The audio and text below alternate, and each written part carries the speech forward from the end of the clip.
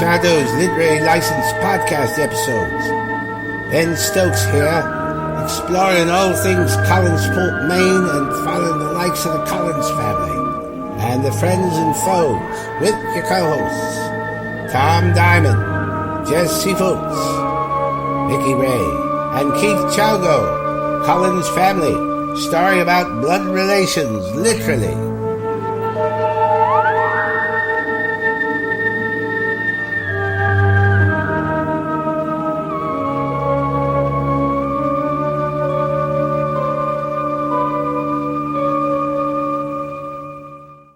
Hello, welcome to the Literary License Podcast in this Dark Shadows Week. We'll be covering episodes from December 1969 to January 1970, and those episode numbers are 894 to 940. And before we get started, let's find out who's with us. We got Tom Diamond with us. Hello, Tom. Hello, everybody, and it's a pleasure to be with you again. And I hope you are going through the honeymoon period. You have the honeymoon period with COVID. Because I know everybody is thrilled to be out and about again. Just please stay safe for further episodes. Thank you again for having me, Keith. And we got Vicky Ray. Hello, Vicky. Hi, guys. What's up? And I'm your host, Keith Shago. And before we get started, let's find out what we've been up to. Starting with you, Vicky. What have you been up to since last time we spoke to you? Since last time, well, it's BMX and soccer season now. I'm yelling at more than one official every weekend. But let me see. What did I found some really weird movies. I'm trying really hard to watch 2021 and 2022. I'm trying to put my prejudice aside. I did find one I liked. It was called Sana. It was a German film. And you have to be really awake to watch it because it's what you got to, if you miss any of the subtitles, you're kind of fucked. So you got to watch it. It was really weird, but I think you'd like it. It's just something that I think you'd enjoy. It's kind of a slow burn, kind of weird, but it's one of those things that are really weird by the end and you don't get any closure. So that's why I know you like it.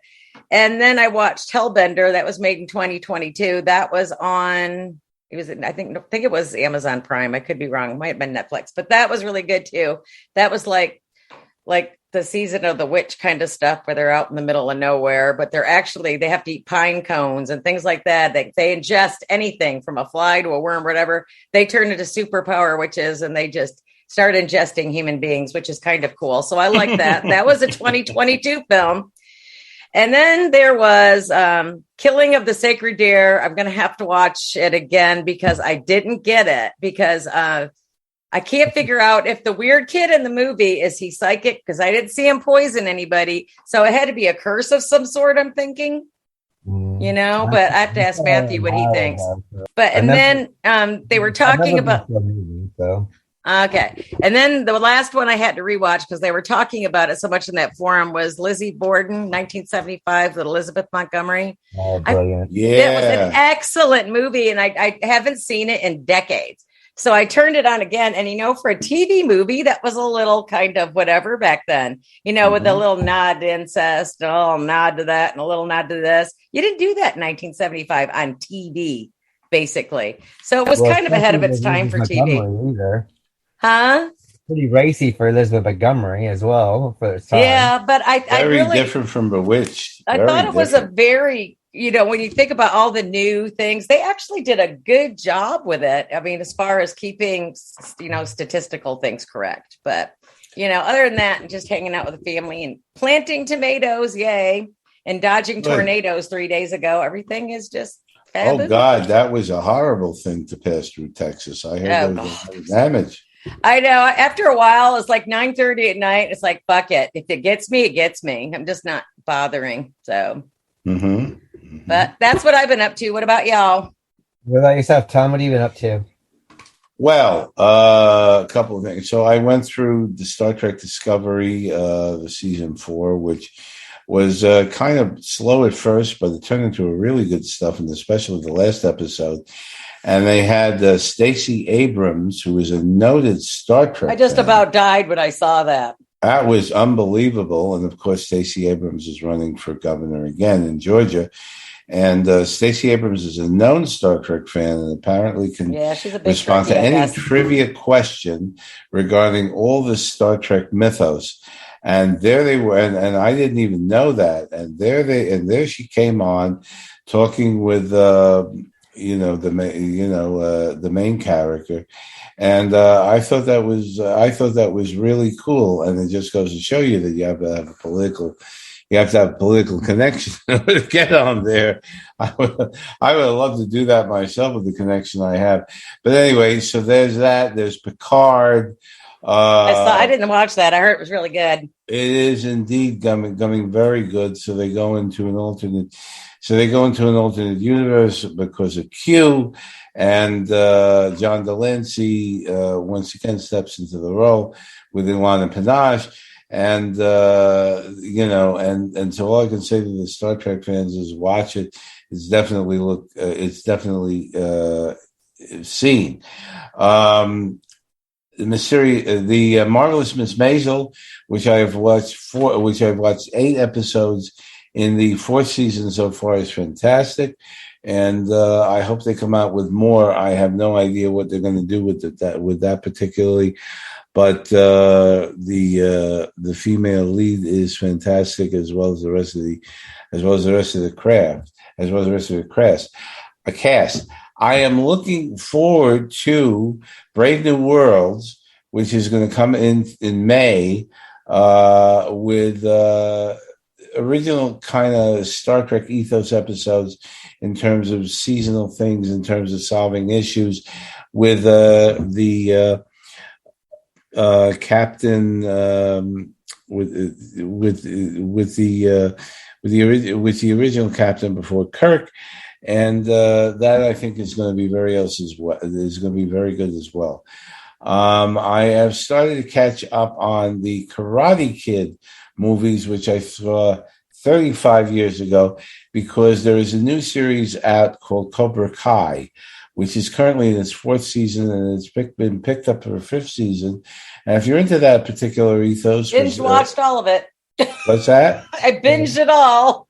Yeah. I had seen it in 30 years, and quite frankly, I remember the first movie, but the second movie, which I'm going through now, is kind of interesting because it's kind of better than the first movie, because it puts Miyagi into Japan regarding his fight with a former friend who got annoyed because they both went over the same girl and he left.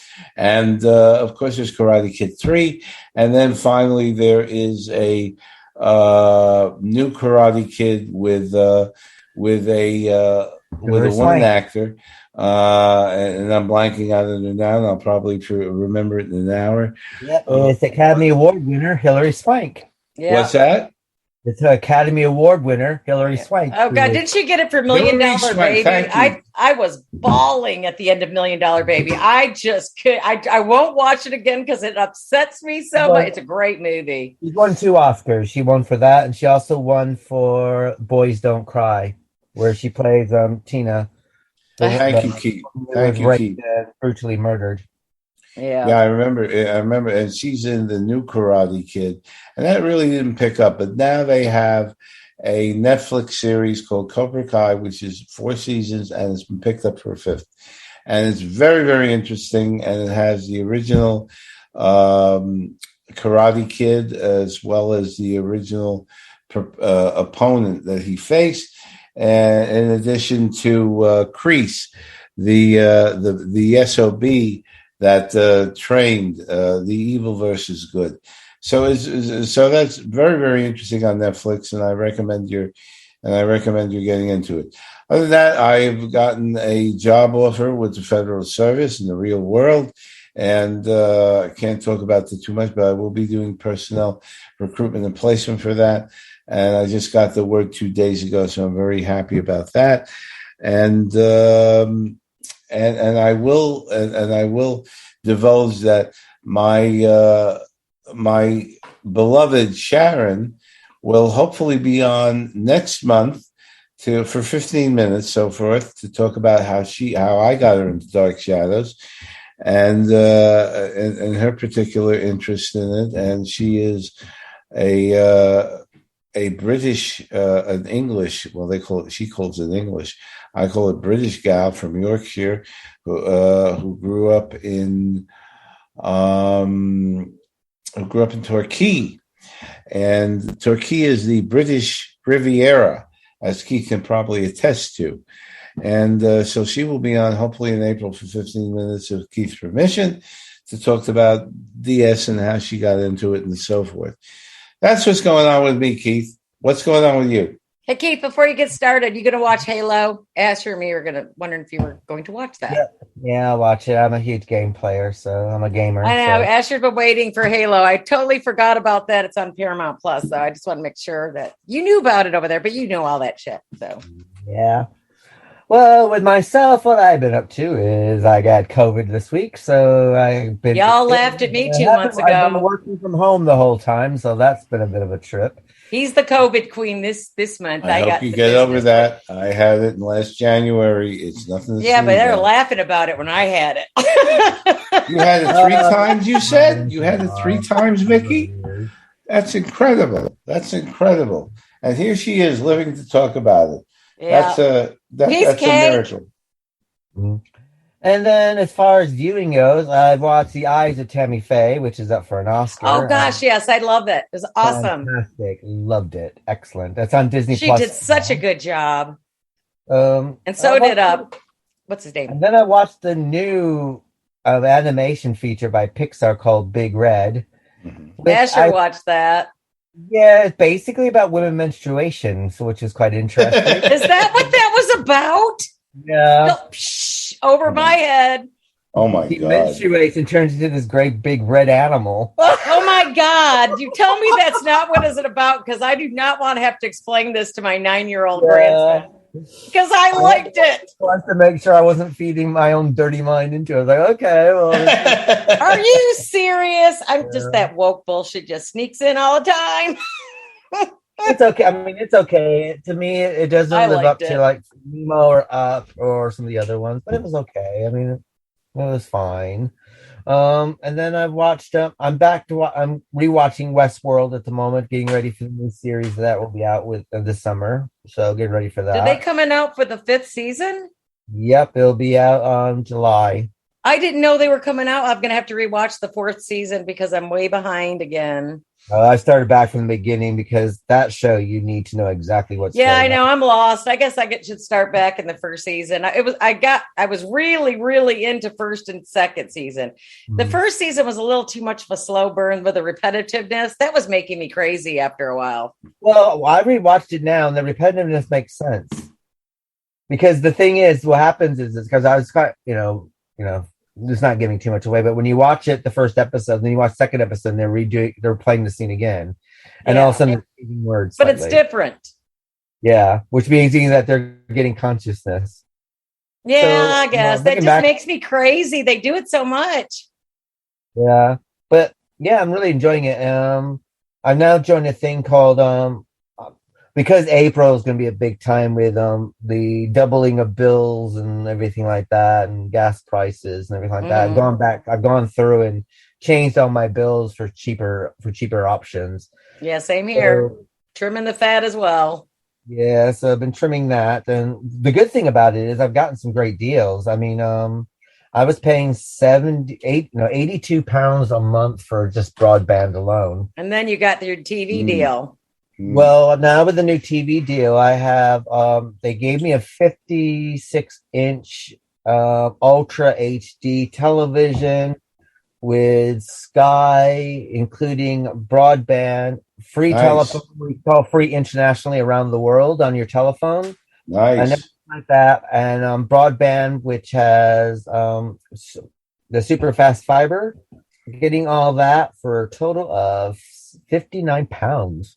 I wish they'd come up with a better. I use my smart TV for everything. I don't even use cable anymore. The boss is the king. The boss is the king. Yeah. So if you're in the UK, I suggest that Sky Glass is the way you want to go. So. Very cool. Very, very cool. Yeah. And then while they're viewing, I've been seeing. I'm rewatching The Sopranos again. So I love The Sopranos. Love it. The only bad thing about the big telly, though, is like you see every crease and crevice of everyone's face. So, what's that? Because I've been watching people going, "Oh my God, they look rough." So, but besides that, yeah, just watching this and that and things like that. But watching a lot of the Oscar films that are up and stuff like that, and see what that's all about. Considering the Oscars are this Sunday, aren't they? So I believe, yes. Oh, so there's just nothing I want to watch that we're on. Well, don't look. Just look up. It was just that was the only thing I think I watched. Plus, what was the other one? The I think will probably win is the country movie. Oh, I saw that. I know what you're talking about. That was good. I like that. I like the eyes of Tammy Faye, and I also that up for an Oscar? Is that really? Yeah. I hope they get it. That was just fantastic. You either loved it or you hated it, but I loved it. I even love the Netflix movie Tick, Tick, Boom, which is bloody fantastic. I highly recommend it. So, which is about the story of Jonathan Larson. He wrote a musical before he wrote Rent, basically about his life. And by the way, the next Harry Potter film is coming out April 15th, The Secrets of Dumbledore, which goes into the character who took the wizardry stuff to America, and that is probably the third film based on that, and that's going to be in the movies. I'm not sure whether it's going to be streaming, but it is certainly something to look forward to. Are you itching for a good story? Laughter among friends, maybe even a mystery or two? Well, you're in luck. Fire Breathing Kittens is a standalone Dungeons & Dragons podcast. Each episode is a separate 3-hour-long story, like a movie for your ears, so you can listen to these adventures in any order you like. So, join us on a real play D&D quest as we solve mysteries, attempt comedic banter, and enjoy friendship. Fire Breathing Kittens podcast. Fantasy, action, mystery, friendship. So before we cut to Tom's segments, bloopers, and what's been going on in the Dark Shadows worlds behind the scenes, just want to remind our listeners to make sure they vote for the Rondo Awards, which you can find at www.rondoaward.com, which will give you a full listing. Now, if you don't want to do that and you'd like to take a nice shortcut and vote for us, you can vote for Best Podcast, which is for the Literary Lessons Podcast, Best Interview for the Don Briscoe interview, I guess you can vote for myself if you want to for Best Horror Host.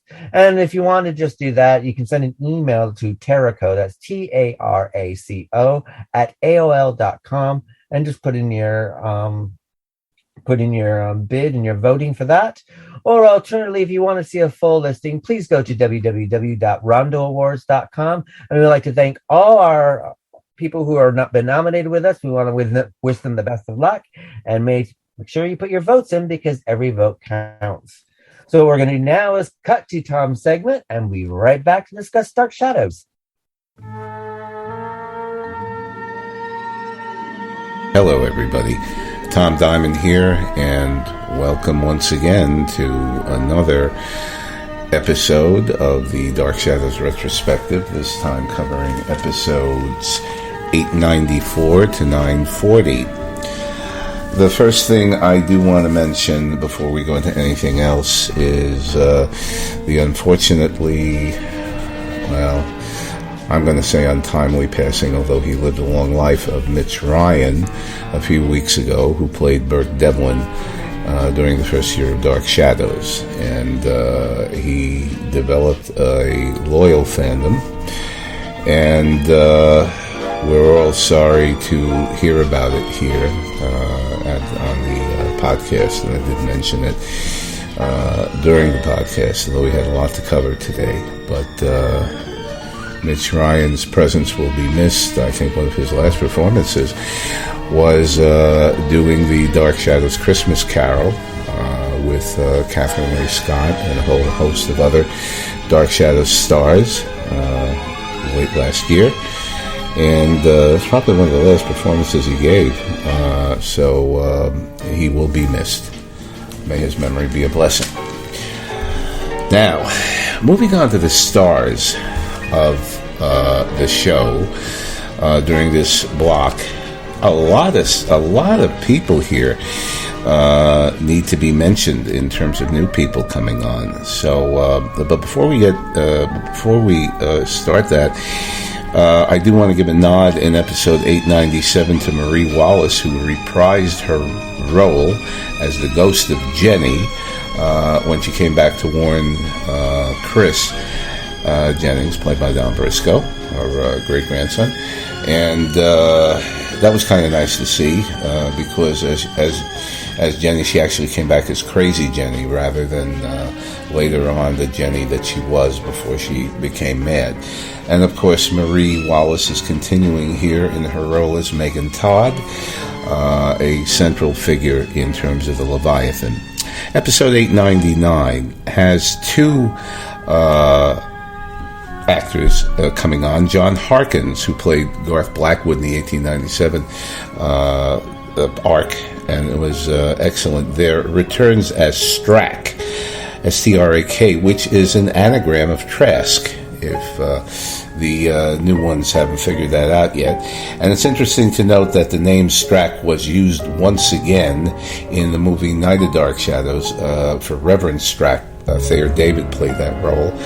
And of course, this John Harkins Strack is the Leviathan person who comes and makes his deal with Paul Stoddard back in the 1949 flashback, which we also have in this block. Also in this episode, Kenneth McMillan plays an extra role as a customer in the 1949 flashback that we have. Kenneth McMillan went on to do a lot of things after Dark Shadows, but he was born in 1932 in Brooklyn, New York, and he really started out in business as a former manager at Gimbel's, believe it or not. Then he changed into acting, and then went on to be in Serpico, Salem's Lot. Serpico in 75, Salem's Lot in 79, The Taking of Pelham 123 in 76, Eyewitness in 81, Ragtime in 81, Pope of Greenwich Village in 81, Dune in 84, Blue Skies Again in 83, Armed and Dangerous in 86, Three Fugitives in 89, and also he was did a lot of TV. He was in Ryan's Hope, the soap opera, then he was in Kojak, Starsky and Hutch, Rockford Files, Magnum P.I., Murder, She Wrote, and he died on January 8th, 1989 at age 56, which was kind of young. Wow. That is definitely kind of young. So there's another example, and we have a few examples of these, of extras who got their start on Dark Shadows. We've talked about a lot of them already, and who became stars in their own right later on, and we'll get to a couple of other of these. Episode 903 has a one-shot by one of the few Asian American actors, or perhaps I think the only Asian American actor on Dark Shadows, and that was Sho Onodera. And he played Mr. Nakamura, the servant of Donna McKechnie. And of course, Donna McKechnie has returned as Olivia Corey, and she will later become once again Amanda Harris. But Sho Onodera afterwards was also in Taking of Pelham 123 and Karate, The Hand of Death of 1961, and he was on Robert Montgomery Presents. The interesting thing about Sho Onodera was that he was incarcerated as a Japanese prisoner in California during World War II. And he went from there into the U.S. Army, and he was an instructor in Japanese for the Army. So that is very interesting. I think he has passed. And he was born in Seattle, Washington, and he passed on October 26th of 1994. At Lenox Hill Hospital in New York. Episode 904, David Selby returns as Grant Douglas, originally, who was run over by Barnabas, And this just shows you that Barnabas does not know how to drive, although I suppose he didn't hit him by accident, but there was no real... But the police investigation cleared him, and I think that was very interesting, since no police were called to the scene, and Barnabas technically drove away from the scene of the accident. He just took him to the hospital, I guess. But David Selby is once again returns as that character, Grant Douglas, and of course he's later revealed to be Quentin Collins, who continues that storyline in the present.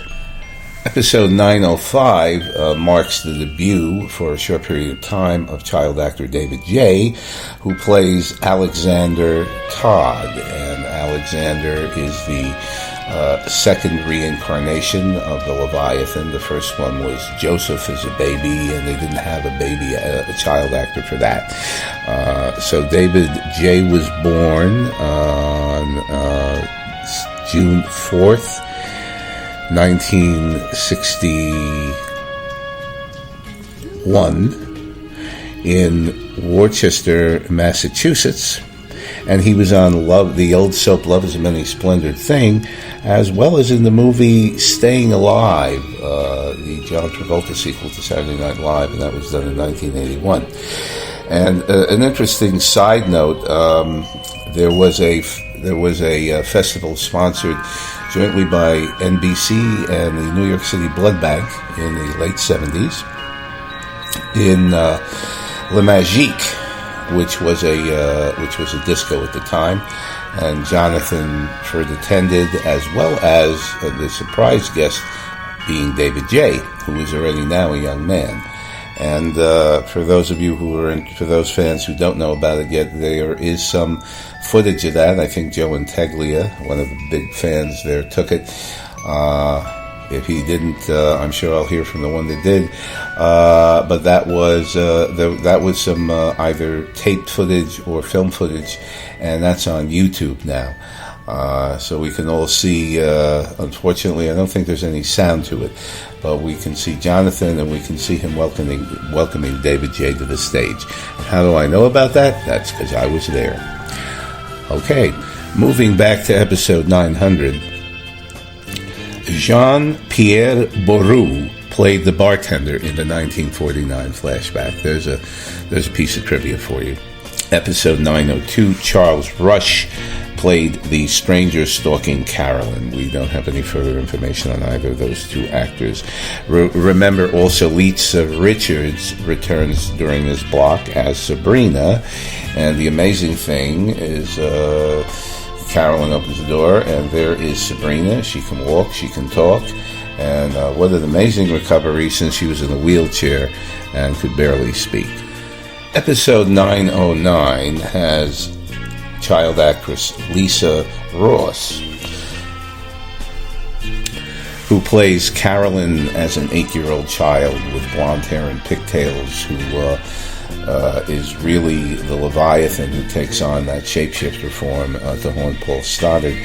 And the interesting thing about that was it really reminds me of the movie Bad Seed, if any of you have ever seen that.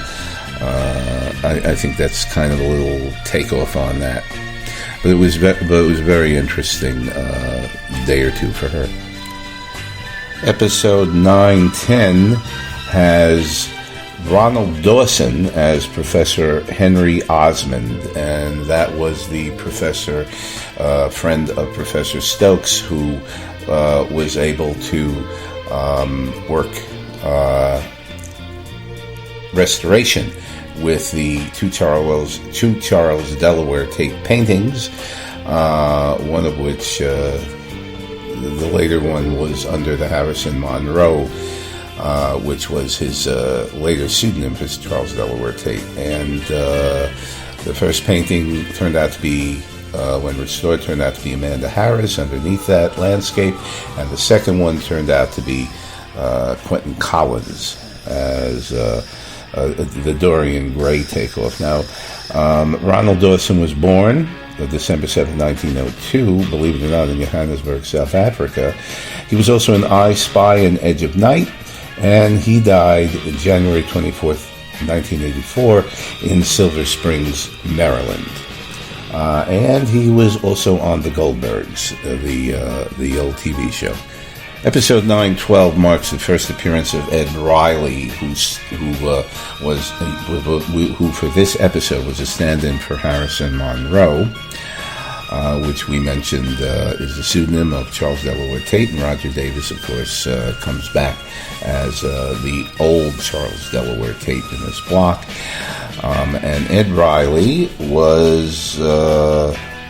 Ed Riley, the only thing we have on him is that he passed away on Christmas of 1982 in New York City. Combined episodes 913 and 914, probably because there was a preemption of some sort.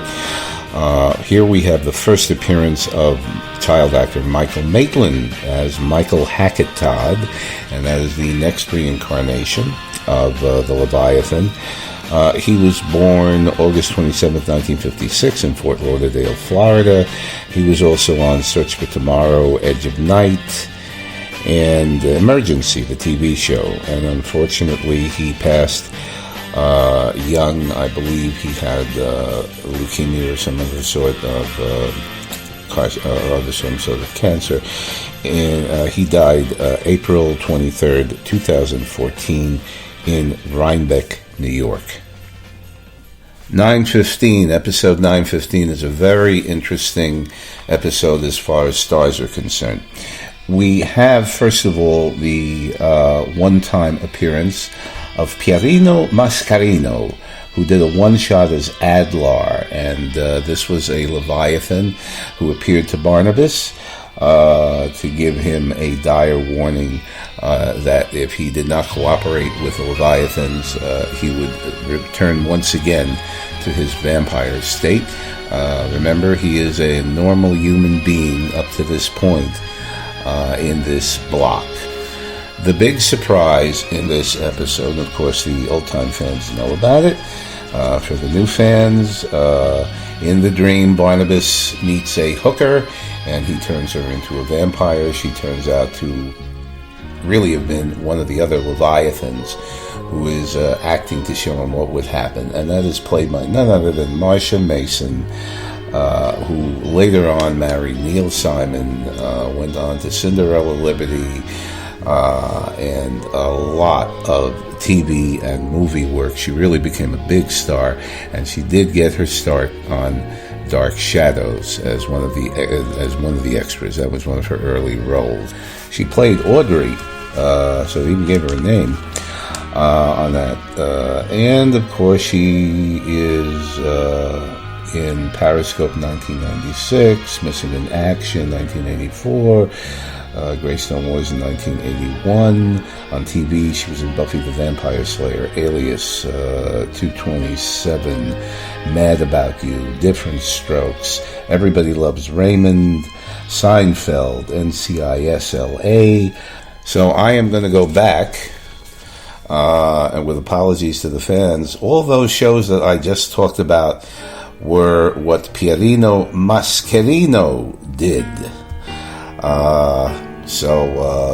I'm telling you, but we'll get to what Marcia Mason did in a second. So all of those shows that I just mentioned, thanks for catching myself on this blooper, is what Pierino Mascarino did after Dark Shadows. He had a pretty decent career. So now let's talk about what Marcia Mason has done.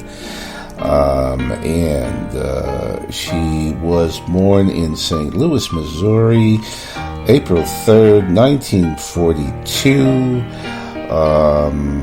and had done some early work on the stage, and she was also on the old soap Where the Heart Is.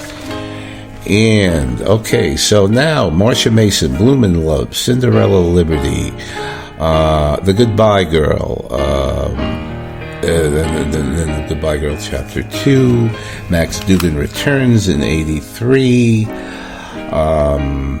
Frasier, number 2 Days in the Valley, Madam Secretary, Nick of Time, And of course, the Neil Simon movie. We did mention Max Dugan Returns, and of course, the Neil Simon movies that he wrote for her.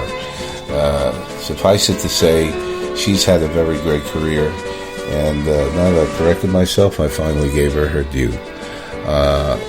Her participation in Dark Shadows, although a minor one, is another example of one of the extras who, after Dark Shadows, went on to make it good. Okay, episode 917, Clarice Blackburn returns as Mrs. Johnson, and we see her for a few episodes. Ed Riley now takes on his other role on Dark Shadows during this episode, and that's Sheriff Davenport, who later becomes a zombie working for the adult version of the Leviathan, which we're going to get to in a minute or two. Episode 922 has the TV debut of Emery Bass as Mr. Best, otherwise known as Death, and we have an Orpheus Eurydice plot where Amanda Harris is taken to a hotel way station, and Quentin has to try to rescue her. Emery Bass was born August 12th, 1925 in Valdosta, Georgia, and he went on after Dark Shadows to do Kojak, Murder, She Wrote, The Jeffersons. He was in the movie Cheap Detective. And he was in CBS Children's Mystery Theater. In 1980, he was in Dynasty, Webster again. And he died on March 4th, 2015. So he only died a few years ago. Episode 923 marks the debut of Geoffrey Scott as Sky Rumson, Angelique's husband. And he was born on February 27, 1942 in Hollywood, California. Geoffrey Scott had a very decent career after Dark Shadows. He went on to do Hulk in 2003. He did Dynasty. He did a number of things, a number of performances. And he passed very recently, February 23rd, 2021, in Broomfield, Kansas. Episode 928 marked the one-time appearance of Camilla Ashland as Mrs. Hutchins. And she was the old lady that was paid off by Philip Todd to conjure up a story that Michael, the Leviathan, actually stayed with her after a fictional car crash that killed Michael's parents. Camilla Ashland was born March 24th, 1911 in New York, New York. And she had a little work. V in 1983 and the sequel V, The Final Battle in 1984. And, she was in the movie 10. How many people remember that movie now with the stirring tunes of Ravel's Bolero? For the older fans, I think. She passed away September 12th, 2008 in Palm Desert, California, I believe that is. And she was also in The Golden Girls, Any Way You Can. She was on Taxi. She was on Saint Elsewhere. Apparently, she was given a credit in House of Dark Shadows, although I don't remember what she played. And I Dream of Jeannie. So she had some other TV experience as well. Fans who are really, really detailed will catch Emery Bass's only voiceover in the initial scene of Dark Shadows in episode 932. And also in episode 932, we have the debut for a few episodes of Brian Sturdivant, who plays the bellboy, the British Cockney accent bellboy, in the Way Station Hotel run by Mr. Bass. or I should say Mr. Best, the Death. He was also, Brian Sturtevant was also in Von Richthofen and Brown in 1973, The Coming Asunder of Jeremy Bright in 1973. Episode 933 marks the last appearance of Dennis Patrick on Dark Shadows. Dennis Patrick, may his memory be a blessing, of course, was Jason McGuire in the first year of Dark Shadows, and he came back to play Paul Stoddard, and that's his last hurrah after being brutalized and killed by the Leviathan. Episode 935 marks the debut of a big star of Dark Shadows, the first appearance of Christopher Pennock as Jeb Hawks, the final adult incarnation of the Leviathan. He was born on June 7th, 1943 in New York City, and we actually interviewed him last year, and that interview, of course, can be found on Literary License podcast apps. Unfortunately, Christopher Pennock passed away a few months ago. Actually, it's a long time. February 10th, 1921. So it's over a year. I can't believe it. Really, time has passed. And of course, he was in a lot. He was also in Young and Restless. He was married. His first marriage was to Marilyn Joseph, who actually is an extra later on in Dark Shadows, and he met her when she did her role on the show in the 1841 time block, and of course he did marry again, and I believe they had a 30-year marriage. Anyway, he was in Love Boat, a Love Boat episode. He was in California Suite. He was in Melrose Place, Cagney and Lacey, Frasier, Silk Stockings, and has been in a number of Ansel Farage's movies, and had a great time with that. Chris Pennock was one of the most memorable actors I ever interviewed for this podcast.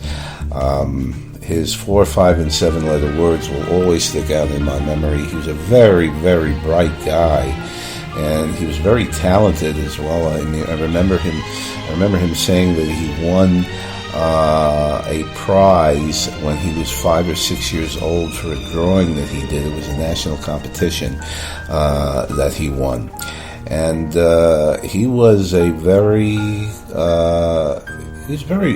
generous guy, and he admitted freely that he had been through drug problems. And one of the most poignant moments during the interview was his advice to current people that have those issues, and for them to get help and for them to get off the controlled substances they were on. And that was very, very... that shows you another side of his personality that you're definitely not going to see on Dark Shadows, because all he portrays is evil stuff. And this will not be his first character. And as we get to future blocks, we'll go into other. Episode 937 is kind of interesting. David Hennessy was in some kind of an accident, and he broke his leg. And the trooper that he was, he appeared on this episode as David Collins, in a wheelchair and full cast, and they wrote his accident into the script, and they had him at least playing in 2 scenes, and it was really something to see. Finally, for the stars, episode 938 has associate producer George DiCenzo taking a stab at acting, but here he plays the hand of Sheriff Davenport coming out of the grave in preparation for Ed Riley to return as Sheriff Davenport as the zombie in the next episode. And George DiCenzo is probably most remembered for his role as Marty's father in the first Back to the Future movie. probably one of his most well-known roles. He was born April 21st, 1940, and he was also in Close Encounters of the Third Kind, The Sword in 1985, and he passed away August 9th, 2010 in Buck City, Iowa. He was also in Murder, She Wrote, and a number of Law and Order. He was in a number of productions aside from that. And so that ends the stars portion. We had a lot of them, didn't we, this block? And now we go to the bloopers. So one of the things that we will see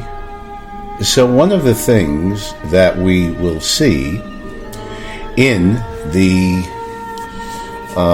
this block, we first see that Jonathan Frid as Barnabas, they're doing a couple of interesting personality quirks to him as he gets into that evil Leviathan character.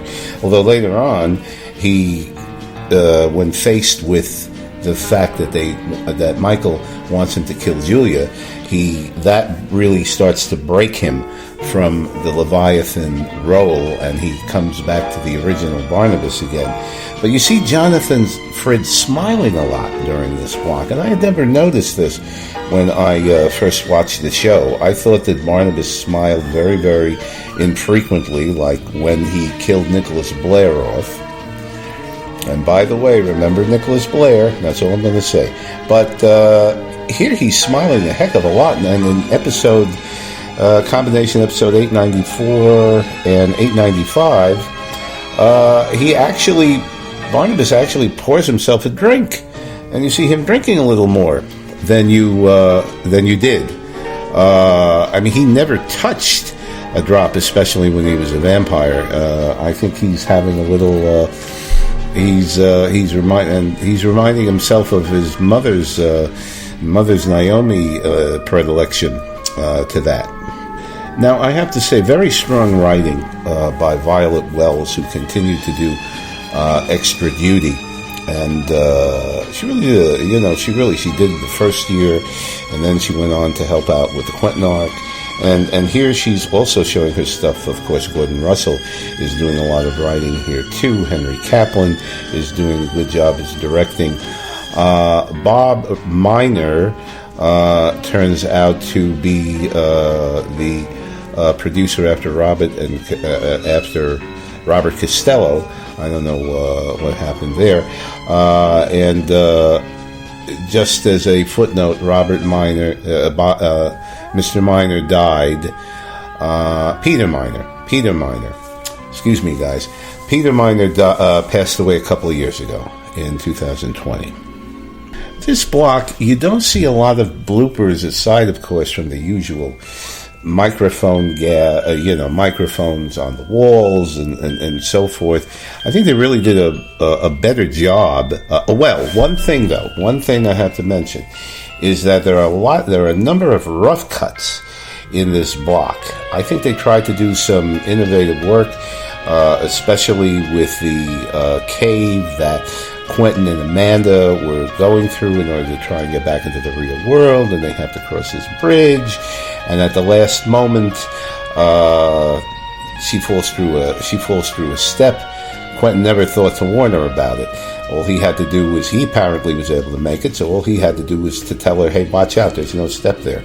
Well, no, didn't do that. She fell, she started to fall, and he had to grab her to pick her up, and that was when, if you watch this block, the curse was broken, or the curse was fulfilled, I should say, that if the two of them touched, they would be separated, no longer to see each other again. So that was really a takeoff once again on Orpheus and Eurydice.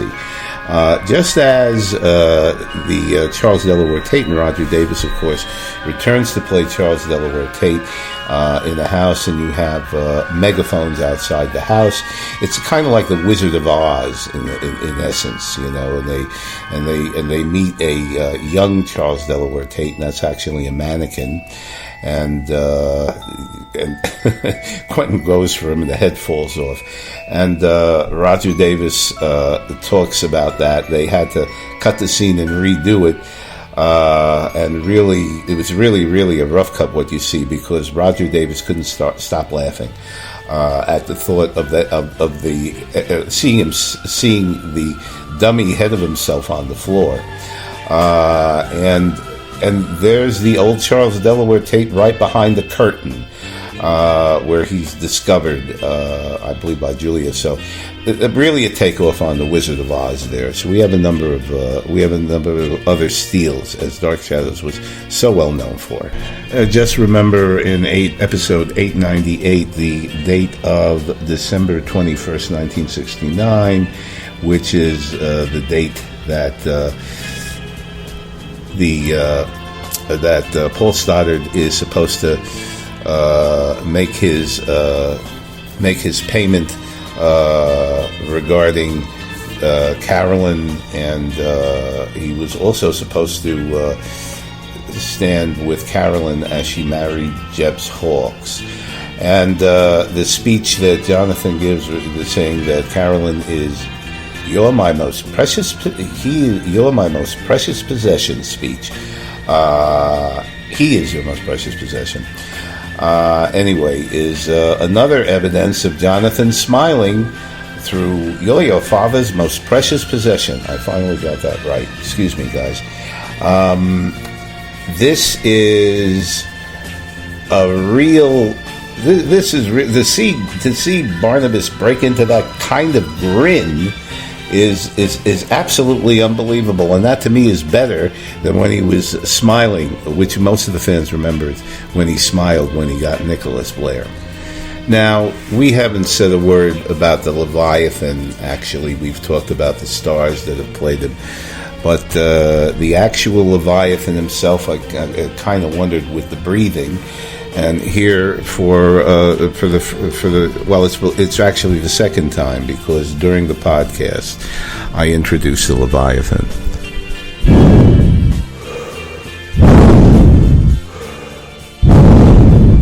See how easy that is, guys? All they had to do was have a sound effects man breathe into the microphone and probably tape it. I think, and if you listen to that breathing, it either sounds like his CPAP is broken, or he has asthma. You know, I don't know what to tell you, but that is probably, you're going to hear that breathing. Sounds like an obscene phone call or two. Yes, I know. But you're going to hear that breathing. You won't see it, but you'll hear it throughout this block as well as the next. I thought episode 904 was interesting because you have a dream of I think it's Liz being in a carnival, and kind of a funhouse kind of thing, and you see David Hennessy in a fat suit, and it's quite a little. That's quite a little change, and I think the credits are kind of interesting too. If you look at the episode, there,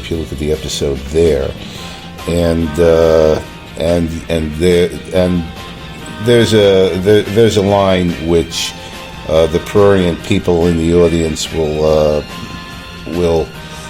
love, but the normal ones like myself will not. Where David says to Liz, "Why can't we have fun anymore?" And of course, you know what we're talking about. Get your dirty minds out of the gutter, guys. Let's go to the next blooper. And in episode 905, you finally see a payphone in the hospital. I think the last time you've seen something like that was a payphone at the Blue Whale, so they obviously found somewhere to put that thing. The interesting stuff in episode 906, the traveling Afghan once again appears in Paul Stoddard's room. so we know exactly where they are going. No, the Collinsport Fly does not make an appearance in this block, for those people who probably will miss him.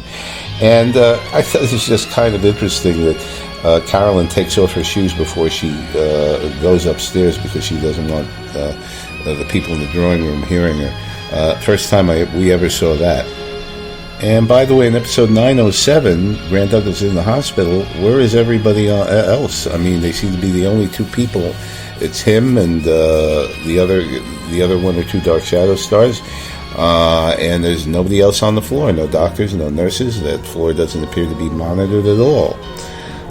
Like the hospital forgot about him. Also, a big blooper in another episode where Michael Maitland dies, and that is just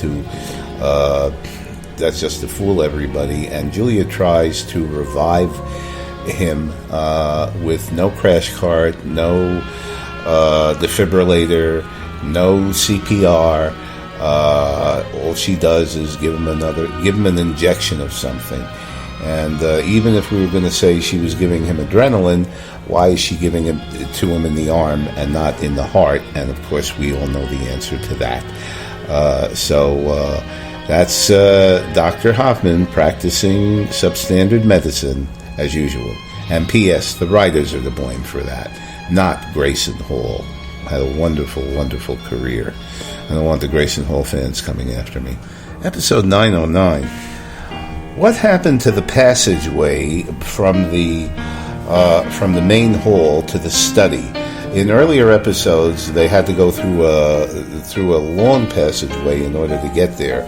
Now the door is right there, so there must have been some interior decorating. They must have taken that passageway out, but they obviously wanted a more direct way to get from the main hall to the study because there were going to be scenes there, such as Lisa Ross running into the study, and when she is sought, guess who is there?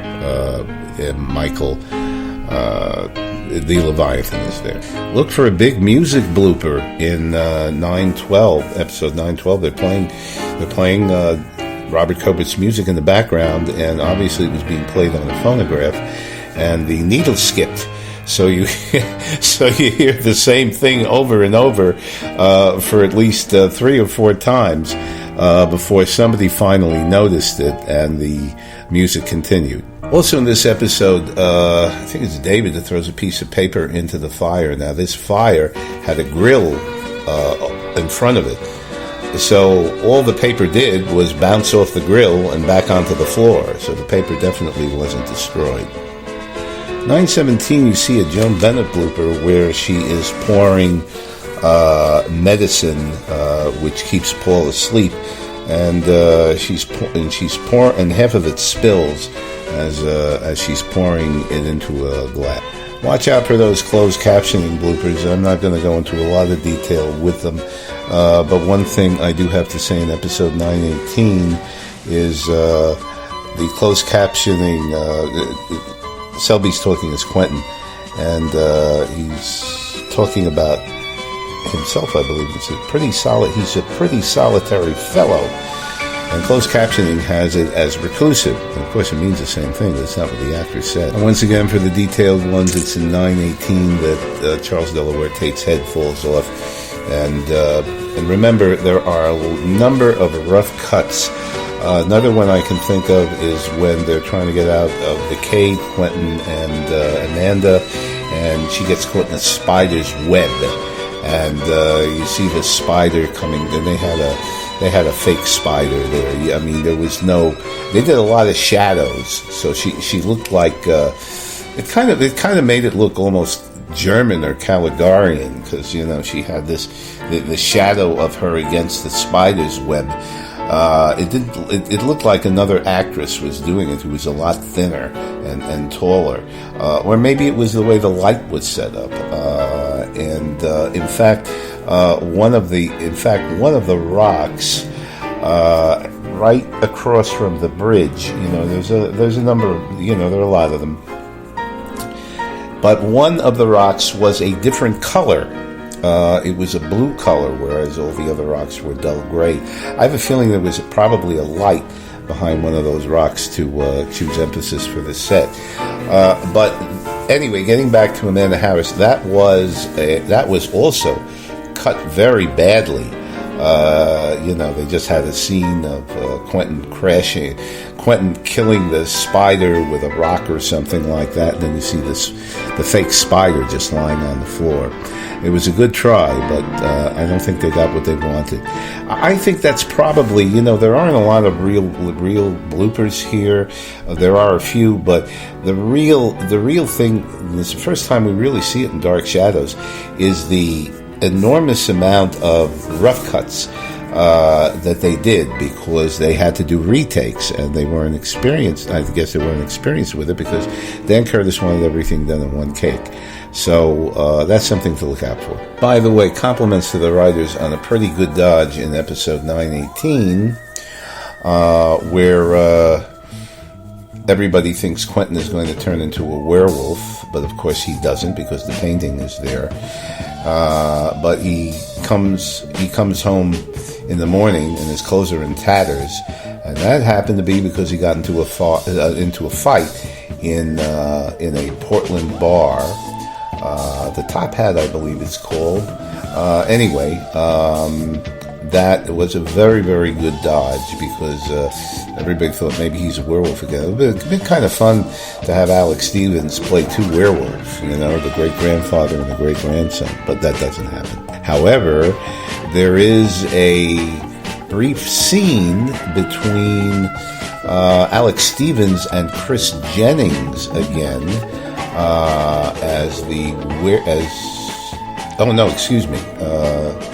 there is, let's see, so Chris Jennings and the werewolf, between Chris Jennings and David Selby, and I should say Alex Stevens and David Selby. So I think that's the first time you have a scene between Alex Stevens and David Selby as the werewolf. For the trivia fans, the name of that landscape that Charles Delaware Tate did is A View of South Wales, and that is brought out in episode 923.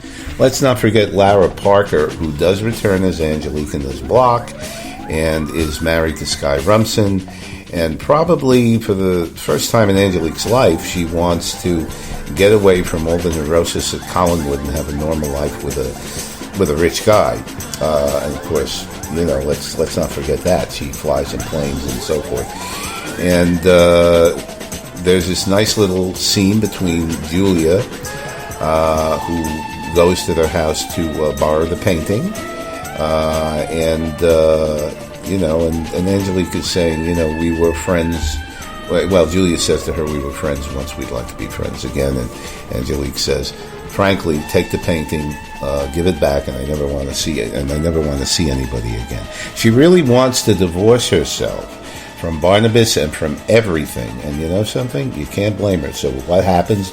Barnabas runs into the house asking her for favors and draws her right back into it. Shame on you, Barnabas. And for the first time, we see Catherine Leigh Scott's clothes as being given by Junior Sophisticates. And so Orbax is now got some competition. Well, folks, I think we ought to get back to the show. And I want to thank you for listening to this elongated version of the Stars and Bloopers. And there may be some editing done on this, but it's up to the boss. And let's now, but that has given you an idea of a lot of stuff that went on in this block. Let's now get back to the show.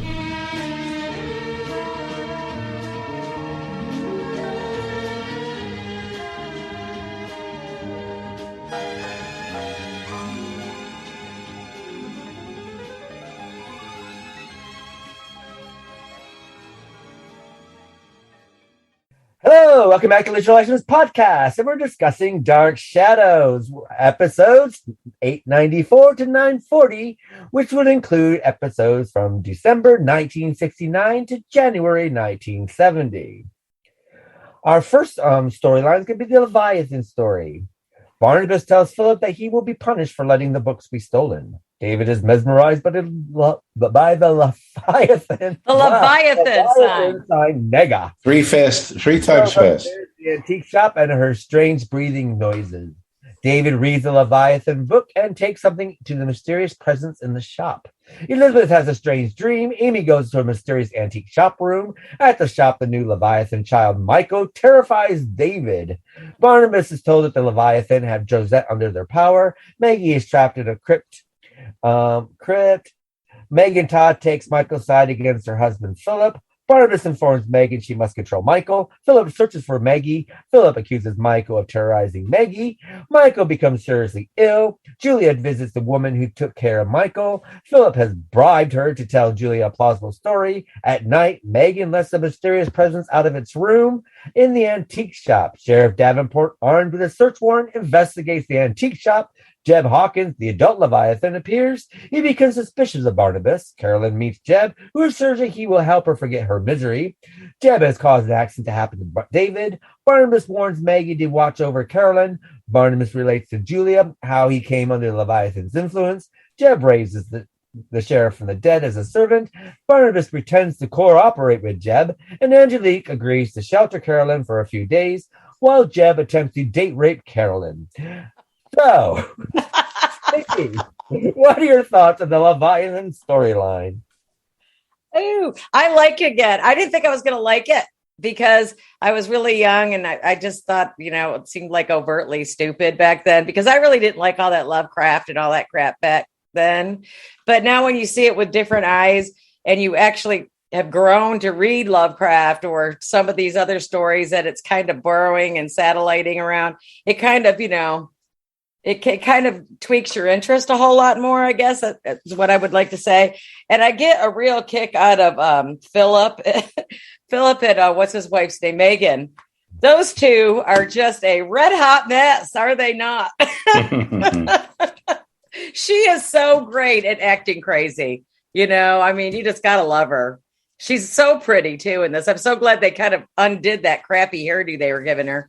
And did you notice prettied her back up? And did you notice that with Marie Wallace? At first, they put her hair in a bun, and finally, they just let. Oh, I hated her hair in a bun. Let her. She's got this beautiful red mane. Just leave her alone. I agree. And didn't she shine when they finally let it all hang out? She really looked sexy, didn't she, Vicky? She looked really pretty. But Philip, he used to play Alan Spaulding on The Guiding Light. As soon as I saw him, I go, that's Alan Spaulding. I knew that man anywhere. Well, the one who plays Michael, he is the original Patrick Dennis from the musical Maine with Angela Lansbury on Broadway. I did not know that till you told me that. Yeah, so you can hear him singing on the actual cast out. Yeah, I was sitting there, it's just like, but they get these kids. I mean, I don't know how but they make you hate these kids. I mean, I already hate kids, period. But I mean, this kid, I really hated this kid. I mean, he was really good at what he was doing. He was it's like The Omen to me. It's kind of like brilliant. You know who I thought it was? I thought it was Lance Kerwin at first. He looked familiar. I have to admit, he did. Like Lance Kerwin started in Salem's Lot, the TV. Yes, show. That's who I thought it was too. But it was too late in the game for him. It's a shame. Not. It's a shame that he passed away prematurely. I think he had leukemia or something like that. Michael Maitland. So many people have died. Dark Shadows world. Yes, indeed. But David J., who preceded Michael Maitland, was really good, and there was a great episode where he challenged Barnabas, and he challenged Frid, and it was really, the sparks were really flying from that. Where Barnabas is saying, you're not going to do this, and David J is saying based, yes, I am. And it was a really good episode. And it's interesting that the next day he was gone, and I kind of wonder whether sad. I kind of wonder whether he upstaged Frid. But my feeling is that they really intended to get him off in the first place to take place for Michael, and Alexander was, of course, the name. and I think that David J. really gave it the old college try to stay on the show. It didn't work, but it's interesting to note that many years later, the New York Blood Drive gave a little performance where they invited Jonathan Frid and Zachary, and I attended that at the Old Le Magique Disco, which was the apparently when the studio was torn down, it was a disco temporarily, and I attended that in '78. And David J. came on to the little as David J. came on to talk with Jonathan, and I think a lot of people didn't remember him, but it is on YouTube, and it's very, very interesting to see. And I didn't realize myself until I actually saw that episode, and he really gave Jonathan a run for his money. This kid had a stare that could actually kill people when he was really, really a mean character, and I think he did it very well. So kudos to him. He was a mean little shit. He really was. Yeah, kudos to him. For David and Amy. I mean, David's already a bully, but to David to be bullied, it's kind of refreshing to see, though. You have to admit. Yep. Well, David Hennessy, of course, is usually being taken over by other exigencies and so forth. The way he was taken over by Patafi in 1897, and it's no different here. That he is essentially taken over by the Leviathan, and I agree with you, Vic. David Hennessy gives a great performance once again as somebody who's possessed by the Leviathan and is going in his. It just cracks me up still, though, that no matter what supernatural crap happens to this family, when the next episode of supernatural crap happens, they're just like, "Oh no, this can't possibly happen." I agree with you. It's just like everything else from phoenixes, vampires, witches, werewolves. I mean, you think these people would get hip to this is just the way life is, and this is how the Collins family rolls. Incredible stuff. But despite the fact that the Leviathan plot has its boring issues and so forth, it's kind of interesting, I have to say. I mean, Maggie. How many times has Maggie been locked into something in this block? Mm-hmm. I mean, she gets locked up for all kinds of stuff. Again, and interestingly enough, in the credits, Junior Sophisticates takes over for Maggie, for Catherine Lee Scott's clothes, whereas originally it was Orbach's. But this is the kind of, actually, and if you look at Maggie in this block, she is wearing the same kind of clothes that she will wear in House of Dark Shadows. I noticed that. Yes, it's a great segue. Where she is indeed, in this block, she's being, she's hidden in the basement of, she's hidden in the basement. What crypt is she in? Because I cannot figure out what crypt that is. Where is she locked in? Where Michael's got her locked up? She's not in a crypt. She's in the basement of the old house, around the old house room. Where she was actually kept as Maggie when Barnabas had traumatized. Is she in the same place then? Yeah, she's near there. She doesn't actually see it, but she's in the same catacombs, right? So to speak. Okay, gotcha. And it's very interesting to see. And again, it's Maggie's gone again. Maggie's kidnapped again. Where is Maggie? This is like the perils of Pauline. Absolutely. The only thing that doesn't happen is she isn't tied to a railroad track. Yeah, that's the only thing they haven't done to her character yet. Absolutely, but other than that, and there she is, and Michael has trapped her. And by the way, I have a special guest, and this is a surprise for you and Vicky, for you, Keith and Vicky. I have a special guest who has never been interviewed on Dark Shadows and who has never gone to a convention. And I'm going to let him out, and here he is. Oh, Jesus. I know. What's with the heavy breathing, for crying out loud? I figure this is somebody who is either lost his sleep apnea, CPAP, and can't breathe, or perhaps Heavy breathers. It's just like, what is with the heavy breathing? Is he I think the Leviathan has asthma, and I don't think that. or is it Zeba? But is it Cthulhu or is it Leviathan? Is this thing supposed to be like an octopus? What is it? It's supposed to be a formless shape that in the room that takes on human shape that when he goes out. But I just listened to this and I said, yeah, this was somebody breathing into a microphone. Oh God, it drives me nuts. It's like, so I'm going to briefly interview him. Leviathan, what do you think of Vicky? Jesus. Leviathan, what do you think of Keith? I'm going to smack you, Tom. If I could smack you through this screen, I would stick my foot right up your ass right now. But I couldn't resist that.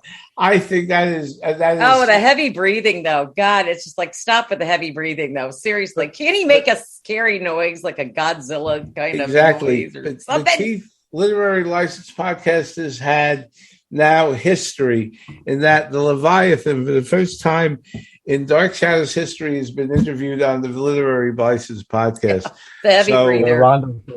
We might get a Rondo nomination next year. Probably get a Rondo nomination for that. That's right. The heavy breather. Next year. I know we should, because you know what? Nobody can come up with a heavy breather like we got. So absolutely. And all you got to do is breathe into the mic. Yeah, but I might collapse along if I do that. So. It's incredible. It's so funny. It's so funny. I just had such a kick. I kind of wish the Leviathan was making telephone calls to Collins. Hello. Well, I'm sure he has. Probably it is more. It probably is more lonely state, because this is essentially the essence of the character of the Leviathan through Alexander, played by David J. Michael. And then Michael, played by Michael Maitland, and finally Christopher Pennock, who finally comes on and plays Jeb Hawkes, is a very. He was so pretty when he was young. What's that? Yes. He was very pretty when he was young. Absolutely. And we were very privileged to interview him last year before his passing. May his blessing be in memory. But I think that this is so, it's so apropos. Loneliness with a capital L is the essence of the Leviathan character, who wants to mate, and of course he fixates on Carolyn. He's like Vulcan, he's like Spock on Vulcan. He gets the 7-year itch. He's exactly. But that was an arranged marriage. If you're into Star Trek, arranged. She only knew him for like 5 minutes. This is true. What is he? A whole 2 weeks old? Whatever. But here, and of course we just begin to see. He comes on 5 episodes before the end of this block. Yeah. But we just begin to see Chris's range as an actor. And although I thought, like I said, David J. did a great job with that one episode with Barnabas. Michael Maitland was, he was what he was. But it's really Chris Pennock that takes this to the next level, for sure. Absolutely.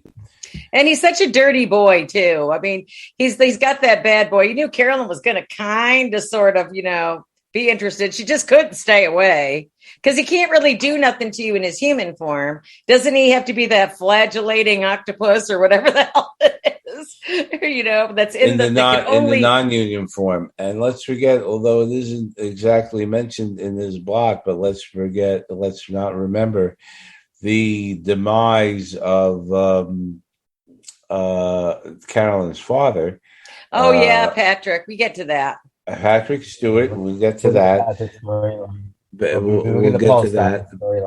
But that is, of course, a very seminal part, and we will. I love that he came back briefly. I did. I enjoyed his performance. Exactly. We will not see Patrick Stewart again after his demise as Carolyn's father.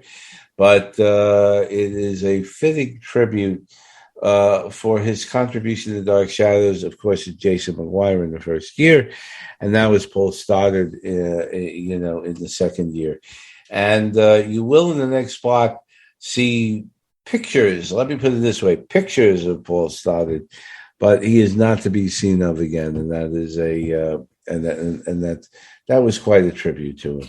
They don't bury people very deep in Collinsport, do they? I just thought that's just a random thought. We'll get to that too.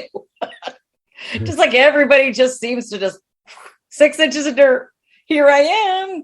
and of course we see, and of course Maggie once again is kidnapped by, they always use that. The Leviathan guy. Yep. The Leviathan. Yep, by Leviathan guy. And he hates her, boy. I mean, he really can't stand her in this episode. Well, he can't stand a few people. He's a very narcissistic guy, and he demands that people worship him. He's not so much narcissistic. He's very immature.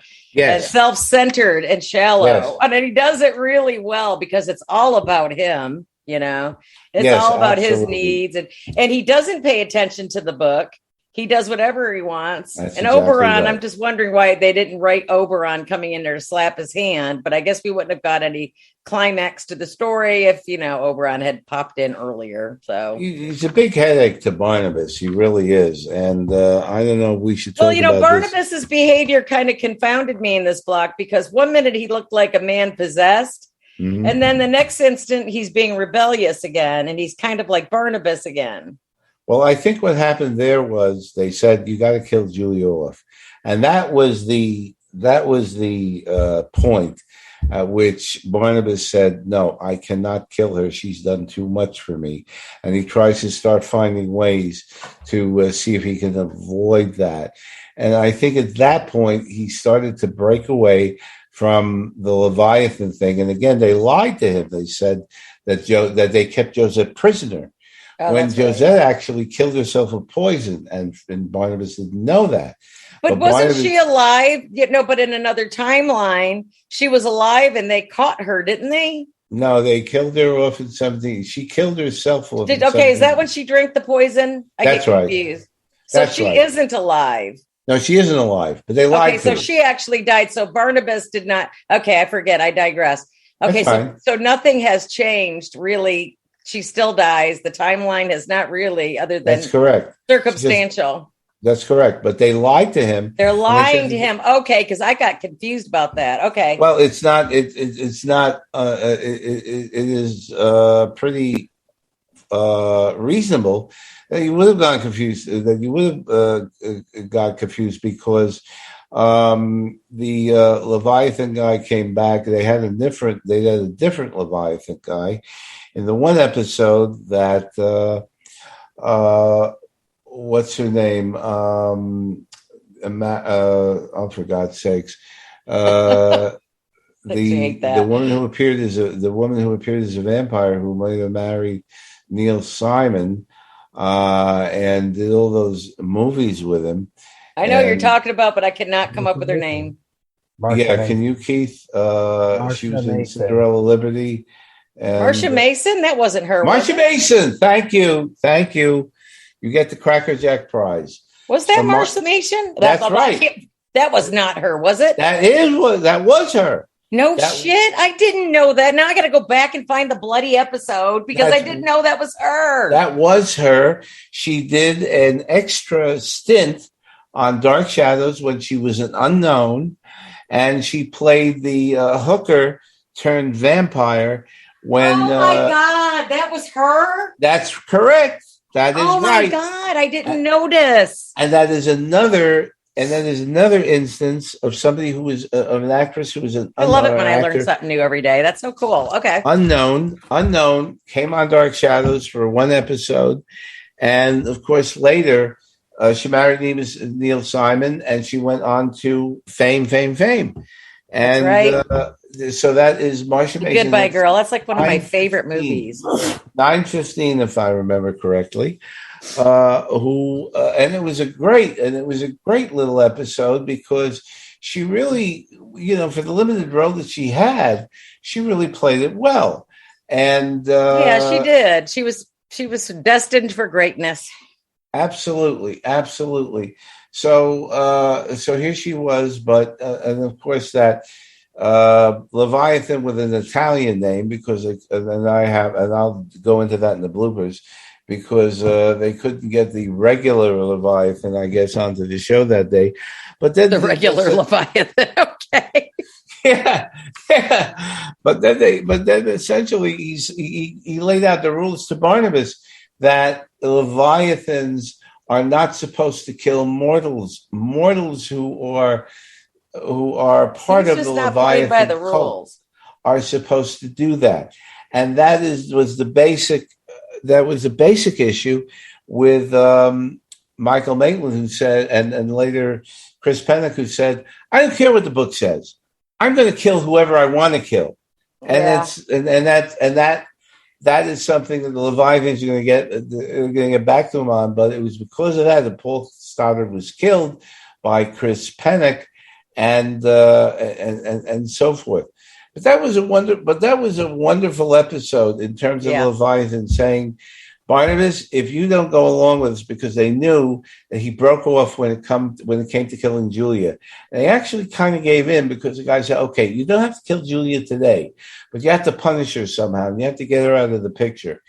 And but then Megan Todd, as Marie Wallace as Megan Todd, said, I want her killed anyway. So there was that. So Marie Wallace, she always plays such a beautifully wonderful nut job. Correct. No matter, I mean, she's just so good. She's got it down. She does. And then I wanted to give this honorable mention to this block right in this certain episodes, though. Poor Angelique. She's got her shit straight. She's got a man. She's happy. He played Brad in some, I can't remember. I don't know if he was in The Young and the Restless, but I saw him on Search for Tomorrow or whatever. Whoever that guy is, he's a soap star.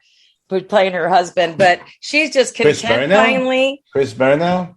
That might be. But she's really content with her life now, and she doesn't want shit to do with Collinsport or anything else. And here they all come.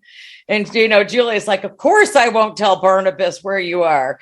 And then Barnabas is saying, well, of course I forced her to. That's a different one. She won't recognize you. You had black hair. That's Angelique. That's Lara Parker, married to Geoffrey Scott as Sky Rumson. God, it's so funny. And that was the best thing in this block and of course, we may be talking about another scene. Keith, you'll stop me if I go too far. But there is Lara Parker as Angelique, who has met Sky Rumson, a millionaire, that kind of thing. And this guy is the most regular soap opera character I've ever seen. Yeah, he is. When he first comes on, and he's a millionaire, and he's talking, he's making all his phone calls and so forth. But it's the healthiest thing that the Angelique character ever did, in my opinion, to marry this guy, to say, I want to get myself completely divorced from the Dark Shadows setup and what I did and everything. And I just want to have a happy life with this guy. She's got a happy life. And just like Al Pacino, they keep pulling her back in. Exactly. And give up her powers for this guy. And what do you think? Julia visits her and knocks off her world, because Julia is looking, and that's again in another scene, but Julia is looking for Quentin's portrait, which Angelique Talk about strong acting. David Selby through this. He's brilliant. Awesome. He's brilliant. And that's another scene, which of course we will go into in terms of the Orpheus Eurydice plot between him and I was trying to think of the myth. I was trying to think of the myth for that. It was driving me crazy. And then you just said it. I'm going, which one did I need to look up? I could not remember. Thank you. But I think getting back to scene one, the Leviathan story, which is more developed than I thought it was going to be. I still don't like it because Jonathan Frid is forced to be an evil person. That's what I love about it. I know he doesn't want to be evil. Yeah. He's playing a different character. He's like, that's what I like about it. It's not the Barnabas Torn character, and even the evil vampire is a different character for him, and he's very strong. His acting is probably the strongest in this that has been for a while. And he smiles so much in this block. you never saw him smile except when he got rid of Nicholas Blair. And it is amazing. Yeah. And I was very impressed to see him. He's is he a real charmer? Especially when dealing with Paul Stoddard and saying, this is what you have to do because you agreed to this 20 years ago to give up your most precious possession, Carolyn. And Jonathan's very good with this. I was very, I was very impressed.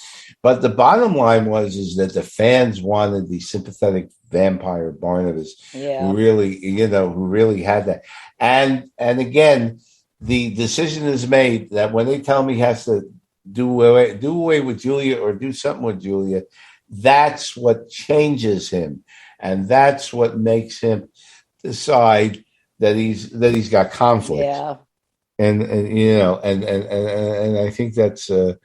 And I think that's very. I think it's important. funny when he doesn't want Quentin to leave the house to go deal with Jeb. He goes, "Don't go." It's like, please don't go, because I'm going to be stuck with all the damn tourists by myself. Remember that Quentin recovers not his scared, memory, though. And that's in another scene. But Quentin recovers his memory. No, but he has to deal with Leviathan still. I mean, Quentin don't want. Quentin didn't get a dick with him. He's just good, because I'll just go take them all on. Exactly. I think the Leviathan storyline is one of the strongest ones that. That's a very interesting point you make, Keith, because a lot of fans didn't like it. No, they didn't. I didn't think I was going to like it because everybody else hated it, and I was too young to remember it. But I think it's because the fans were very, very young, and it probably was going over their heads. But as an adult, I sit there and say that the feeling of the storyline, the way the storyline's acted, everyone that's in it is fantastic. I can't quote anyone. And there's a different feel to everything. It's like all of a sudden this show went from being because it was getting a bit stale a little bit. I mean, this is like the long winding storylines that never seem to end and keep going on and on and on.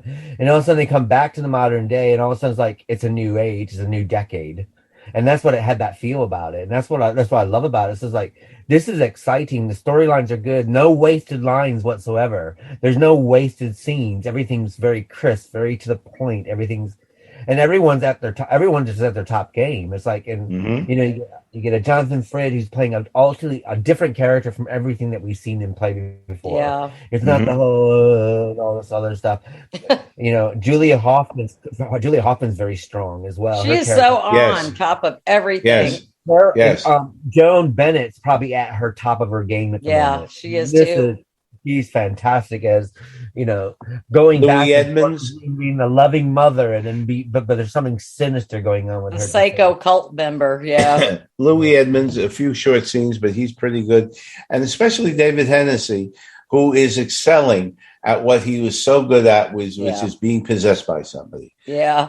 And he knows that like a book. And here he's possessed by the Leviathans, and he's in charge of the book and the rules and everything.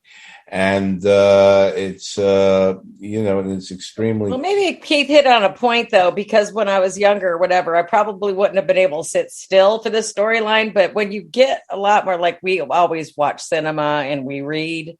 And so we're exposed to a lot more, and it kind of makes sense to those of us who've been exposed to the other books and the other movies. So we kind of get where they're going with it. Possibly. Well, I was expecting something totally different because this storyline has got a lot of people who hate it and go on and on about how horrible it is. So I was dreading it. But then when it started, it's like I have to sit there and say, this is probably the first time for a long time that my mind hasn't switched off for periods of time. No, mine hasn't either. I have to say the same thing. I had the same worries you did. Yeah. Now I'm watching. It's like, I just love it. I mean, I even like the look of it. It's being filmed differently. It has a different look about it. Everyone's dressed I'm not seeing the boom as much either. I've noticed that they've gotten really, That's right. There are not a lot of bloopers in this set. Every once in a while, but you have to really look close. Like for a second, for instance, to see when it's a thunderstorm, and you see the Klieg lights in the window to simulate the lightning, but it's really a second, and they really, really take care, I think. However, I have to say that there's a lot of stuff that they tried here. For instance, and that's just in another scene when you have the Orpheus and Eurydice between Quentin and what's her name? Amanda. Excuse me? Amanda. Amanda, or Olivia, thank you. whatever you're Thank calling you. her. You have Quentin and Amanda, and they're going through hell, and you see cuts. You see really sharp cuts. They had to do a lot of takes on some of these cuts because they were really doing groundbreaking things, like when she was caught in the spider's web, and so forth. And there are other cuts, and it's unfortunate because because you see these, and it's not just subtle cuts. They had to do these scenes over and so forth, and that I think is the one drawback to an otherwise very, very interesting block in terms of what they started. And Delilah Swift, I think, was really, really part of that. But I do think that in general, remember, the fans didn't like it because Barnabas turned evil. They didn't want him to turn evil. Right. They wanted him to be a sympathetic vampire. But he wasn't listening to that. And I thought that he was turning gray at one point, and I'm going to modify that and say that at certain times you really have to look close. Some of Jonathan's not sideburns, but the very ends of his hair looked reflective in gray. But now I'm looking at it again, and I'm saying, he really didn't turn gray. But maybe it was Jonathan's performance. It was performance and this is my opinion, but I think it was performance that tended to age him because of the evil that he wanted to exude, because he was always afraid that Josette was captive. And that was talked about over and over in the voiceovers by Grayson Hall, who had a lot of voiceovers, by the way. But boy, she really made a lot of money out of that. But I really think that that's part of it. I was just very excited by the whole thing. I think, I just think the look of it as well. I mean, they were filming it slightly different and stuff like this. And, I know what the fans are saying, but I also think that because of what the fans, because they kept saying by keeping the fans happy, I think that's probably why this show's only going to last. We're in the final year now because of it. Because what they're doing is now we're just let's become repetitive because this is what we want.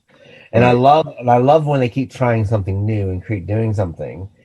I know what happens after this. We're going to start regurgitating Barnabas storylines. We're going to walk back and forth to storylines again. And the thing is, what was once a commodity, which is special, it all becomes secondhand, and it's like, oh, I've been there, done that. I got a T-shirt somewhere with all that on it. And what I liked about this is that it's totally different. It's totally new, and I'd say that they're very successful at it. And it's like Lovecraft meets Omen, Exactly. There's a little bit of Rosemary's Baby. A little bit. Yep. There's a little bit. There's a little bit of Children of the Damned stop that's going on at the moment. We also have. There's also in this, the Curiosity Shop or the Antique Shop. Right. If they even did little things that if you were a fan of the show from the very beginning, there added little things in there as well, like the wooden soldier, and they got little stuff in there. Yes, I noticed that. And remember, there's a lot of Children of the Damned between the baby Joseph, Michael, and then of course Chris Pennock is the adult. But there was a lot of Children of the Damned within these two. They all had blonde hair and blue eyes, and they were both controlling, and they were trying to, they're trying to manipulate based on their narcissistic characters. And I did think, when I first saw it, everybody is like, Barnabas, please be nice. But looking at it from a standpoint of looking at this 30 some odd years later, there was, I agree with you, Keith, there was an attempt by the writers to expand into another era. And it's unfortunate that it wasn't appreciated the way it was, because the fans were locked into the Barnabas, Josette, and all the other syndrome. Now I'm sure I'm going to get. I may get letters. Fans may say I was wrong. I hated it. But looking at it, I agree with you that there were things that were overlooked, although 50 years later. Right. I do imagine that if I was younger and watching it, I might not appreciate it, and haven't, because now I have so many reference points now anyway from for doing this show and from my love of horror and areas that I work in.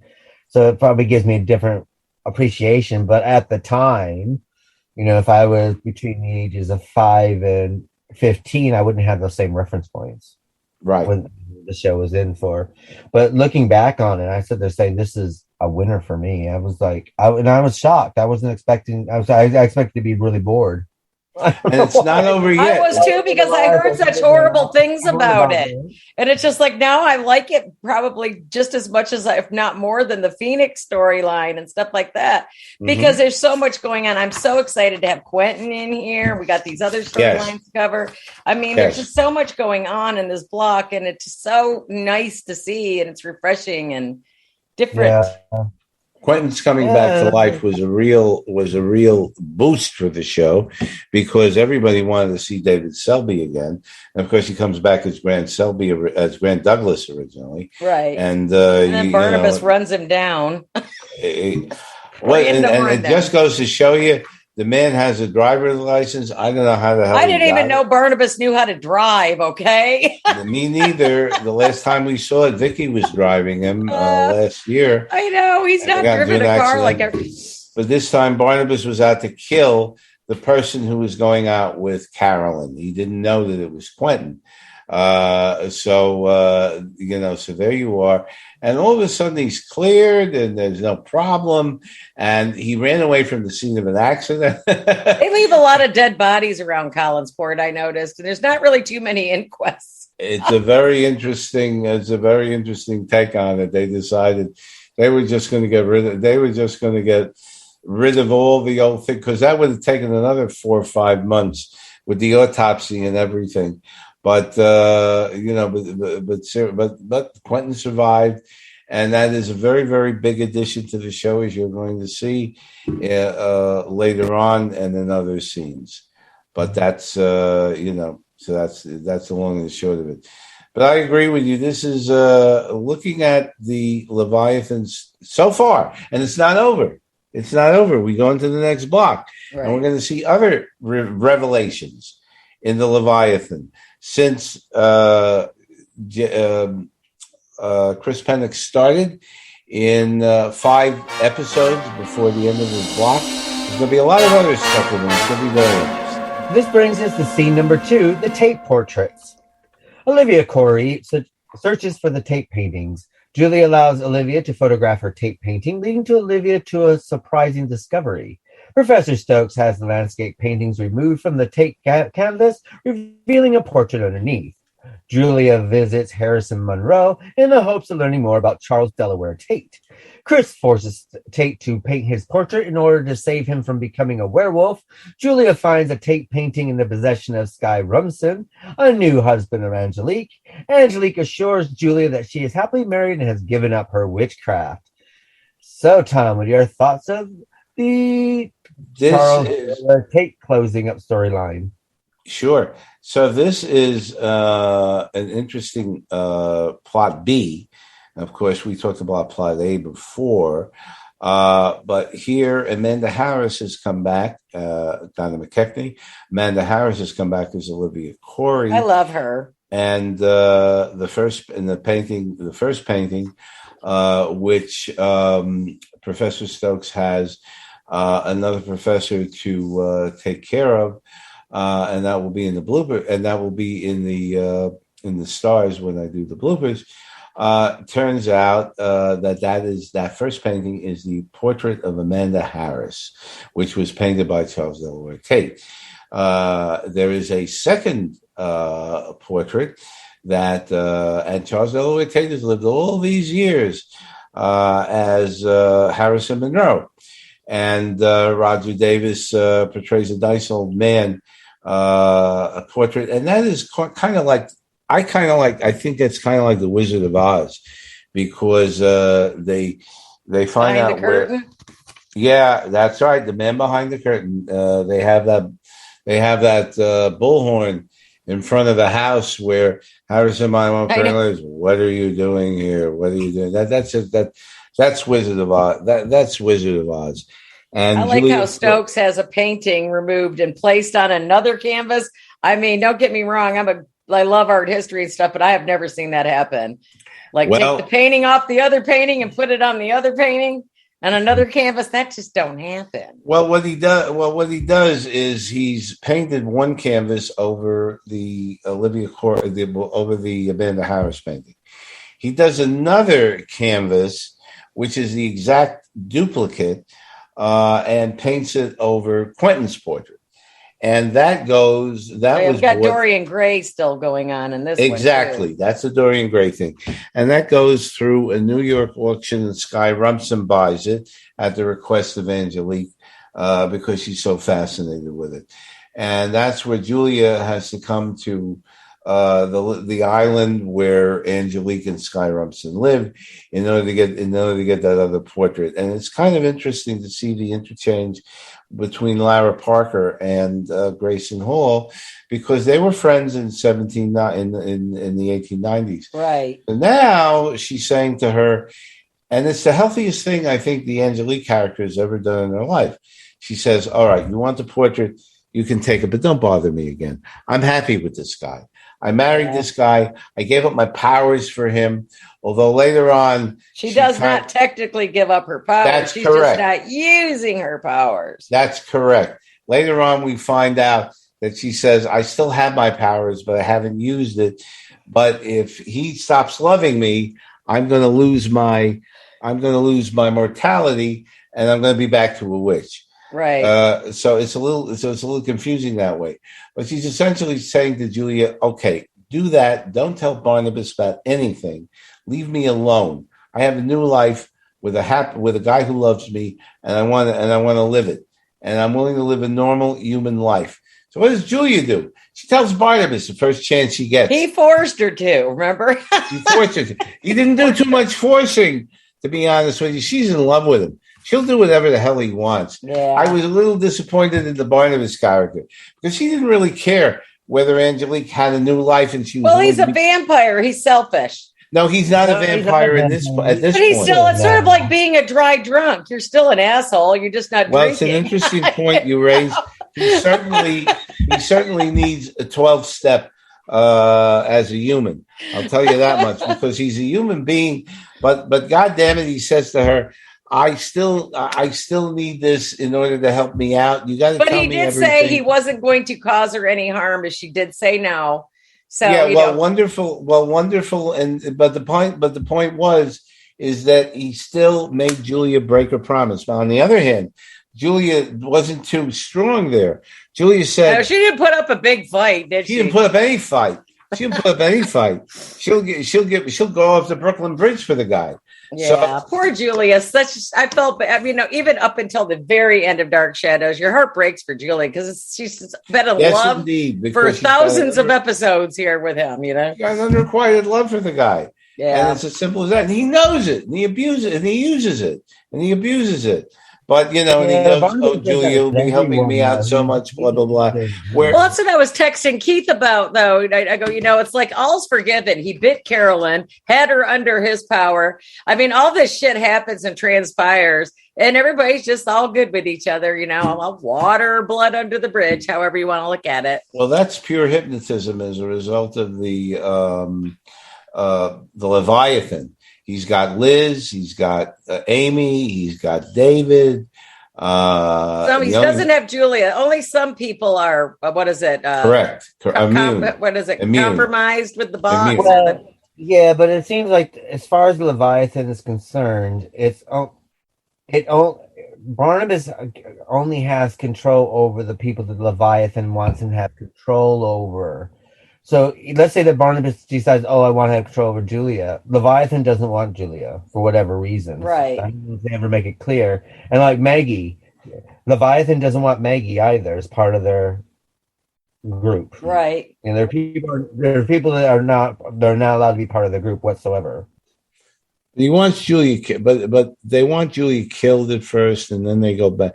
The first thing was they wanted Julia killed. They wanted Barnabas to kill Julia. He refused to do it. That was a breaking point. And then the Leviathan says, "Well, you don't have to kill her, but you have to control her." And but in the meantime, Liz gets the impression because Michael is controlling her, and Michael wants Julia killed. So Liz takes the gun at her, but Liz can't do it because she remembers so much that Julia actually has done. But the bottom line is, according to the rule book, there Leviathans are not supposed to kill mortals. Mortals that are akin to the Leviathan and believe in the Leviathan, but they're not quite Leviathan. Let the mortals do it. So they kind of hand that off. They kind of hand that off to the mortals. And even Barnabas says to Liz, "You take care of Julia somehow." I thought that was a kind of a cop out because Barnabas didn't want to kill Julia, so he had Liz do it. So there's a complicated thing there. But getting back to the scene, you do see Roger Davis once again in the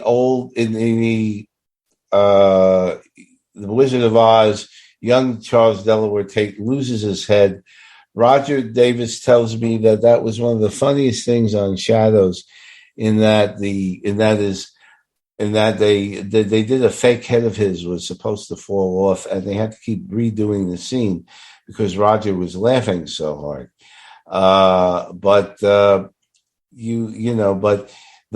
bottom line is it's an interesting thing that Chris Jennings winds up trying to get Charles Delaware Tate to do his portrait. Charles does it, doesn't work. And then as the werewolf, Charles is essentially killed. What I also thought was very interesting was the interplay between Quentin and Chris, the great grandson of Quentin, although he didn't know it at the time. And so I think that's very interesting. So I think that this is a nice little part B plot, in that we see that Angelique is really trying for the first time, trying to find a new life, forgetting about Barnabas altogether, and they can't let her. First Julia reports her. First Julia comes to her. Then Barnabas visits her and asks that Carolyn be, because Carolyn is in danger from Chris. So Barnabas asks Julia to keep Carolyn in the house. So I think that was good. I think that was novel from a standpoint that Angelique was trying to finally, and Keith, you can comment on this from your psychological expertise, but Angelique is trying to get away. She's trying to get a new life. She doesn't, for the first time, she doesn't want to go with this anymore. And Barnabas draws her back in. What are your opinions on that? I think if Angelique really wanted to get away, that she probably should have moved to Utah. That she what? But, I mean, it's an interesting thing because, for someone who opposes and despises someone so much as Barnabas does for Angelique, he's always asking for a favor from her. Yeah. And the thing, and the thing is like, I guess this is quite an innocent favor anyway, because it's not like he's asking to use her powers. It's just like, can you take Carolyn for a couple days while we take care of the mess at home? Right. But at the same time, it's kind of like, there are so many places that they could have stuck her into. I mean, Carolyn could have gone to, I don't know, Stokes's house. Why don't they just go to Europe? They're rich. I don't understand why they have to stay in freaking Maine. Well, no one's gone to Bangor in a while. So They haven't gone to bang anybody yet, have they? Well, Christ, it's just like go somewhere else. These people could go around the world or whatever, or do something cool. No, we're going to go to 50 miles up the street. No one's in New York to have a shopping center, but Carolyn doesn't want to leave anyway because of her mourning anyway. Right. But it's kind of like I mean, it was good to see Angelique in a normal, and she's sitting there just doing a little needlepoint, just waiting for. I liked it. I really liked it for the first time. She was I liked it a lot as well, and it's quite good just to see her in normal clothing and just kind of kicking back, being happy, and so I did like it and stuff like this. But the Charles Tate Delaware storylines is quite interesting in itself because it kind of reminded me of a Night Gallery episode. Yes, good point. It kind of sort of has that vibe, don't it? That's what I liked about it. It's kind of like, like that, like those, Hush Hush Sweet Charlotte when the head gets cut off and you see the head rolling across, and and then just like the old, he's like an old man, but yet he's portraying himself as a young man, and so on and so forth. And I liked all that. This is like. And I like the idea that they were able to, this is what I thought Dark Shadows did fantastically well. Again, in this, I think this is one of the best blocks we ever covered, because what we get now is we're closing a storyline in a very interesting way. Normally what happens, I mean, we've been to the 1700s, they come back, it's like everything's just like all these threads are left hanging. And here they're closing up the threads, but in a very interesting way. And then actually taking a nod that, we were in 1897, which is not that far away from where we are at the moment in present time, which I like that as well. It's like, we're only looking at 60 years. We're only looking at 60, 70 years. 70, actual, yeah. And I have to tell you, if you think this is good, wait till, and again, it's a spoiler for the new fans, but the old fans know exactly about it. Wait till we get to parallel time. Yeah. Wait till we get to a parallel universe where they all make different decisions. And that is fascinating. So as good as this is, and of course it's going to get better because we're going to see the return of a beloved evil character in the next block or the following block. I'm not going to say who this is. And it's a favorite of mine. And I agree with you completely, but wait. It is not over yet. It's going to get even better. So but I am glad that you like this because, and you may get some flack from fans who didn't see what it had. But when you look at it again, you do see certain things, I agree with you, that were novel and experimental. And kudos to Violet Wells, the writer who tried into this, and also Gordon Russell. But I think Violet Wells was a lot better in terms of writing some of this stuff. And Violet Wells, once again, was on the first year, contributed significantly to that. So, but even the lighting design is different in this block. Yes. Although you still have the way on the colors that they're using, and and there's a lot of thought process. Even if you look at the style of clothing that they got everyone wearing, they paid a lot of attention. Maybe that's the reason why Orbox is not so heavily associated with these clothing, because it's like, it seems like what they've done is they wanted people to look and dress a certain way. I mean, for instance, it's what I found quite interesting is, and I don't know if this has anything to do with it, but Scooby-Doo, which is an ABC program that started in 1969. Right. And then there are times where Carolyn, when she's like investigating about her dad and stuff like this, and she's kind of in a little Daphne outfit. Kind of, sort of. Yep. The mini dress and the little boots, and she's like, she's trying to figure out what's going on with their dad, and it's like, oh, I wonder if they did a nod to Scooby-Doo because they're both ABC at that time, so who knows? So we also see because again, this is not one of the scenes, but it's another scene. But the relationship between Carolyn and Paul Stoddard really is a very healthy. He's reaching out. He is candorous. He knows he fucked up. He is extremely generous. She loves him, and she wants to get to know him better. And this is against Liz, of course, who's under the influence of the Leviathan and doesn't want to know. But you really, really see that he is and this is, of course, the last time you will see Dennis Patrick on Dark Shadows in the role of Jason McGuire after he's done in this block. But the character there is he really wants to make up to her. He really loves her. And there's something very, very healthy here that, unfortunately, with all the neuroses and psychoses and Dark Shadows, you don't see this too often. So it's a nice refresher, in my opinion.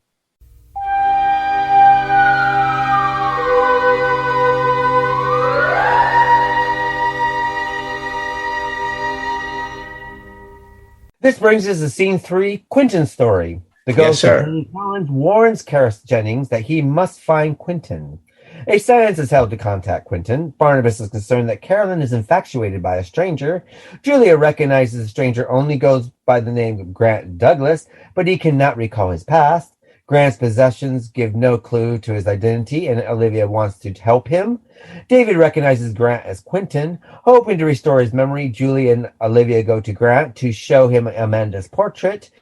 Grant and Chris Jennings go together to Tate's house in an effort to learn some answers. Olivia tells Julia that Mr. Best gave her a long life, promising if she finds Quentin, they'll live eternally. Julia reveals Quentin's portrait to Grant. Quentin remembers who he is. Mr. Best will allow him and Amanda to be together under certain circumstances. Amanda and Quentin enter the nether realm and must find themselves back to the natural realm. So, Vix, what are your thoughts of the Quentin story? I love this story. I thought they did a lot of different stuff with this. I thought it was fantastic. And it really, we knew Quentin as, the drunken playboy kind of thing. But now he's actually got feelings, which he didn't have before. You didn't really see him. And he even mentions everything I've ever done is in that portrait, and it gets all ugly and stuff when they're looking at it. So that's sort of, it's really Dorian Gray, but he's not the evil Dorian Gray. He's actually a good, he's matured through the last 70 so years that he's been alive, and apparently, but where has he been? Did they ever, he wasn't with Amanda, so he's just been traveling around because they separated on the bridge. That's when Mr. Best, she threw herself off the bridge, Amanda did. Mr. Best went and claimed her and helped her and all this other stuff, and he must have hit his head or something, because he's actually had amnesia because he thinks he's somebody else. So, well, it's because he got run down by Barnabas. Barnabas hit him with a car. Oh, so did he know that he was Quentin when he met Carolyn? That's what I don't know, because we really didn't show him as Quentin yet. No. And so he comes into the picture, he gets, Barnabas mows him down with the car because he doesn't want Carolyn having any other love interest at this point.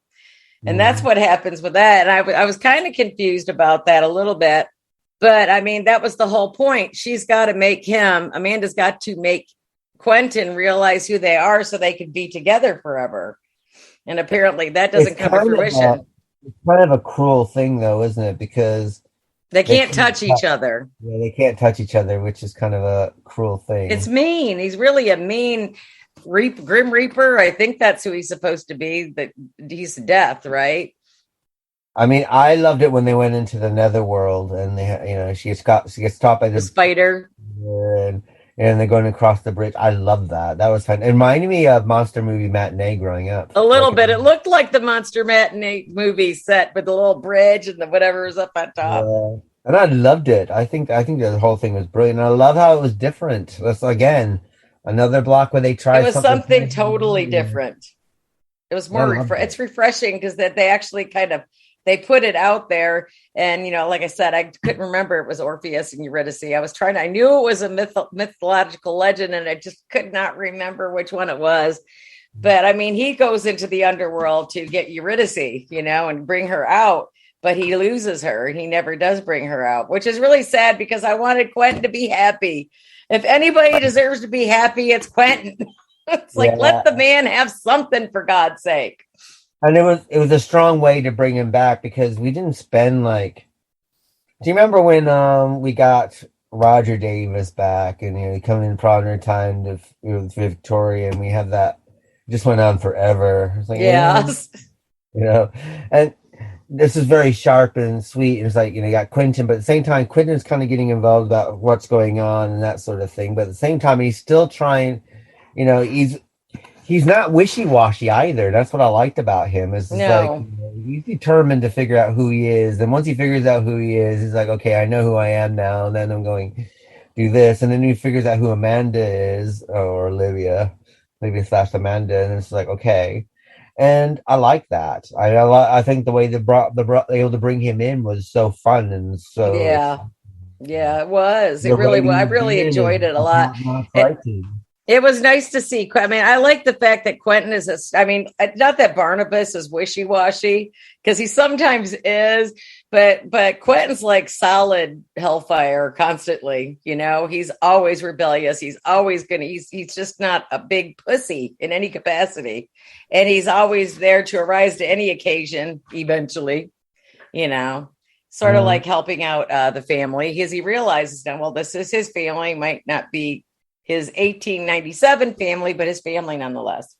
Now, I did find funny that Donna McKechnie's picture, that Donna McKechnie picture, if you bought a chorus line, if you want to sell a chorus line, if you want the playbill, that's her. Is that her real? Is that her? That's a real 8x10. Yeah. So if you see like a playbill, promises, because she started in that on Broadway, right? She was kind of the muse for Michael Bennett. Bennett choreographed a chorus line, and he promises, and various other shows he does. Dreamgirls is another Michael Bennett. Right. But she was like she's like his muse, and they were really good friends and stuff like this. But if you look at old playbills and stuff like that, that's her 8x10 glossy, which is quite funny because she had it all at one point. She had it all over the house. It's like, I know. I was trying to figure out why she had her photos all over. I was wondering if it was something that was necessary to keep her in the world, but I don't know. Acting. Didn't you also see 8x10s of Vicky? When Alexandra Mulkey was on, you had her 8x10 of Vicky, and I think that they use those glasses. Honestly, I don't have 8x10s of myself personally up anywhere. I've got pictures with the kids. I wish you did. I'd order one. But I don't have them up all over the house. Like, look at me. I really thought her character was going to be like, because she has all her pictures of her, and she'd be like, "Oh, enough about me. What do you think about me?" Look at me in my pictures. Look at me in my shrine to myself. That's funny. Oh shit! I mean, to be honest, I imagine that's probably what it's like when you go to Madonna's house. Yeah, she's probably got pictures of herself all over.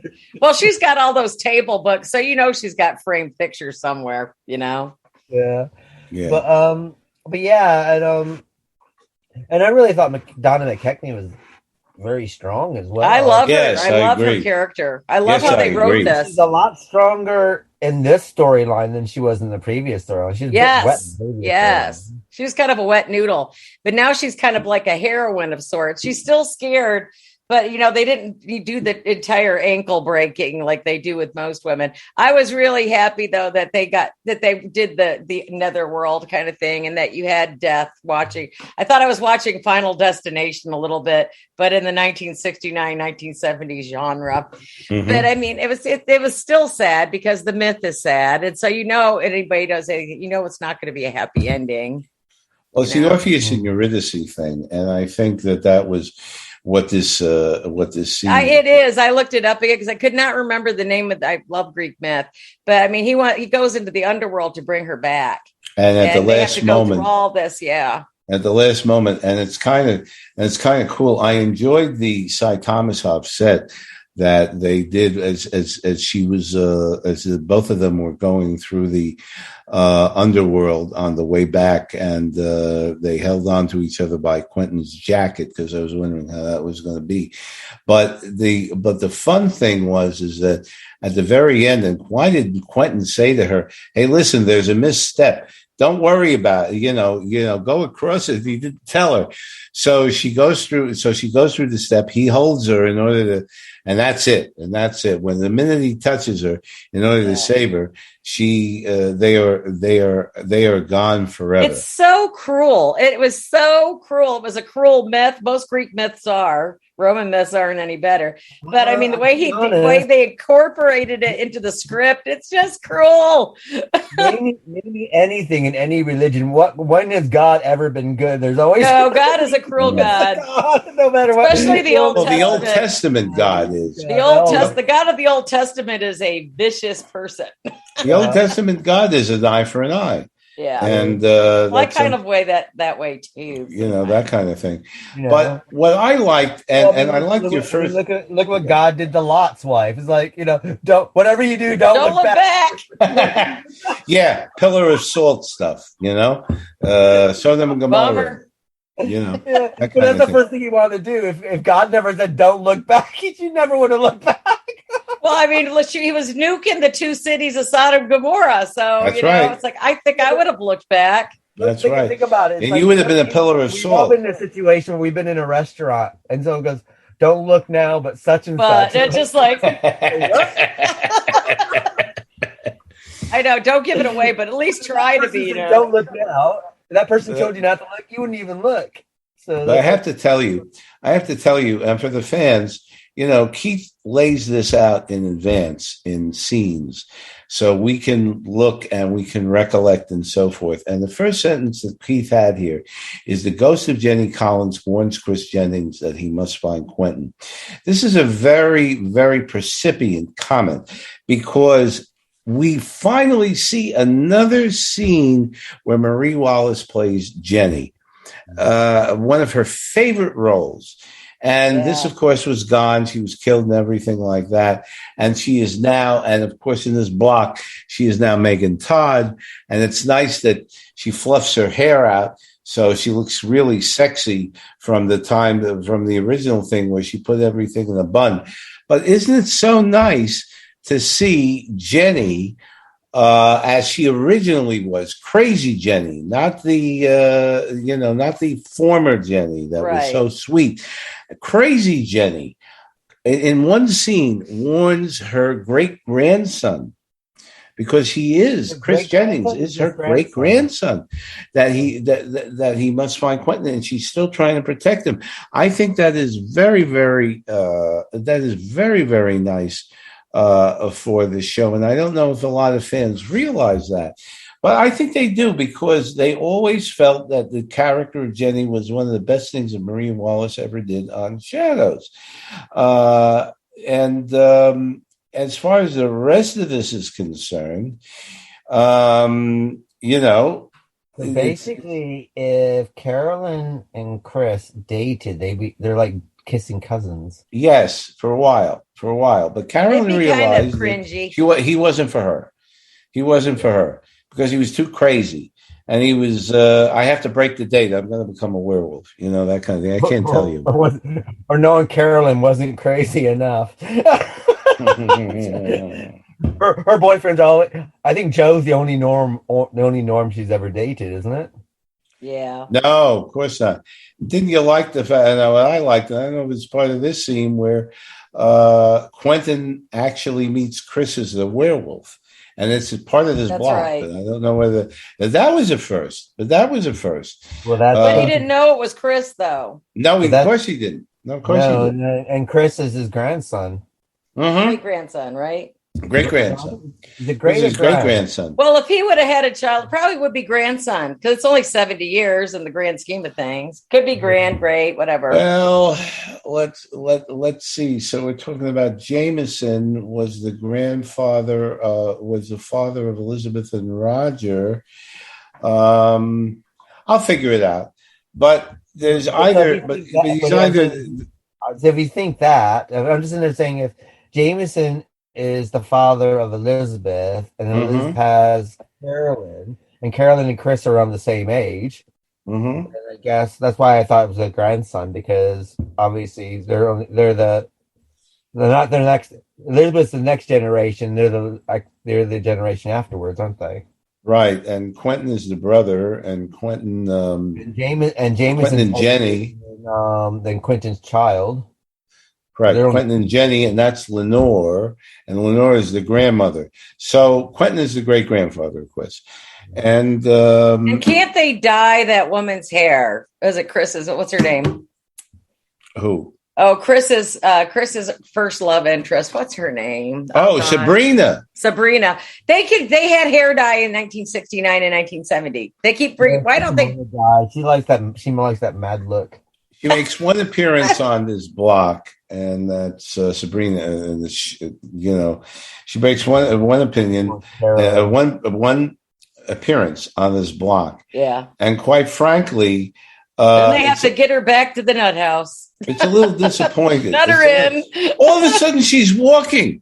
All How of a does she sudden, get she's out of the walking. nut house? The last time we they saw her, just she was walk in a everywhere, wheelchair. Concord. All of a sudden, she's walking. Boy, did Professor Stokes do a job on her. But all of a sudden, she's walking and warning people. Walking and talking. Yeah. Oh yeah. Oh I yeah. know. I She's- remember when that place was supposed to be 100 miles away about 3 years ago. It's like all of a sudden it's in the walking distance. Since you Well, have it in this, I think the only thing Professor Stokes did is get rid of her incestuous brother. Yeah. He hasn't shown up. He doesn't seem to be anywhere to be found of late, sort of thing. But yeah, I mean, the thing is I mean, that was weird before they went into 1897. Anyway, it's still kind of odd. Yeah. It is. Since you have it in Just this kinda block, you talk about Mr. Best, and so that was played by Emery Best, who is Death. And that is kind of like to me, it's like a ripoff from the Twilight Zone. It's a rip-off from something. I haven't put my finger on it yet, though. I think it's Twilight Zone with Death and It could be that one.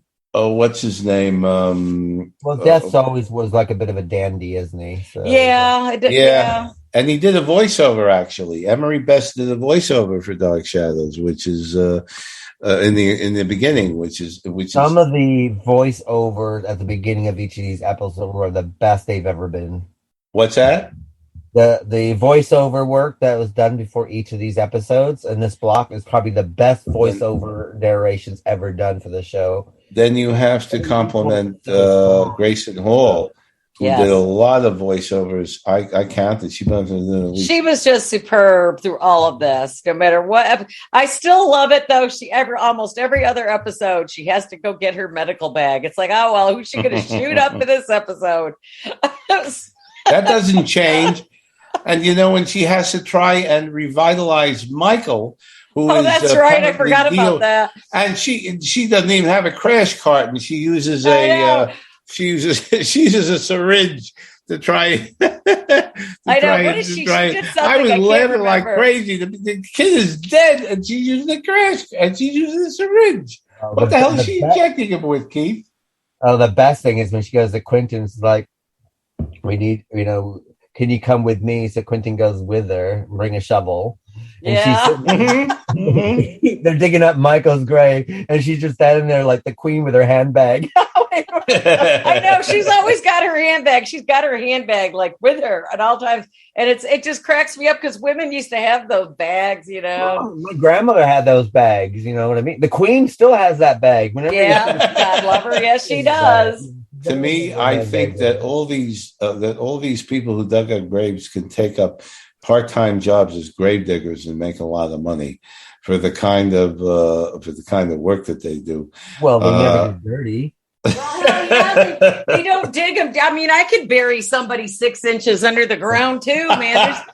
There's just no end. I mean, they don't go 2 feet or nothing. They're just like right there, below the surface. This way, what's even more impressive is that they dig them up and they don't get dirty. I mean, look at Quentin. No, it's great. It's don't great. They get a box. It's like I say, the werewolf is the best dressed werewolf I've ever seen in Dark Shadows. Except when he turned human and his clothes are ripped. It's like, how did they get ripped?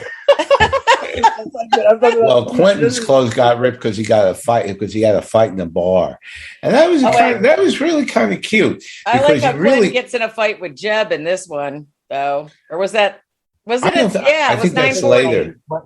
No, Was that's it later? Or was it 9:40? Wasn't it? no, Oh, that's, yeah? that's the next episode. Or is it the next over. one? I think it's the Okay. next one. I think it's the next one. But but at this point, Because I saw 1,025, so I was motoring. Okay. you're really, I was motoring. going ahead there, Vicky. I compliment you. My God. No, I wanted to go to head. I went one episode more than I needed to. Yeah, I'm only up to like I just 996 got one. actually. I want the fans to know that we go through between 40 and 44 episodes on the clip right now. And luckily on this particular clip, for some reason, 3 episodes were combined into one. Yeah, what was with that? I have a feeling it was RFK's assassination, but I can't tell for sure. But this is 1969. Was it around that time? Yeah, Was it? That's when What month was it? That's when he It could have died. been. You could be right. Yeah, I don't know. That's when he died, but I think that had a lot to do with it. And then there was another episode that was 2 in 1. So that certainly helped us out. I noticed that on Tubi when I was watching it. Said episodes. I said that the Vietnam War is going at the same. Could have been time. too. Of course. That always could have been Vietnam. There was a Oh. whole lot going on back in 1969 and 70. that always Christmas preempts. as well. But Christmas. This is December 1969 and January 1970. That's what the Okay. It would But probably be the Vietnam War because the primaries and stuff for California and all that area were over by then. the Manson trial. So starting. Manson trial was over in 971. We're still doing the Manson trial till 71. That's so. right. Yeah. But kudos to Emery Best because I think he did a very good job as Mr. Death.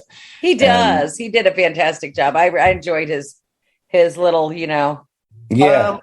Who played the? This is a question. Who played the bellhop guy? Brian Who Sturdivant. was that? Brian Sturdivant.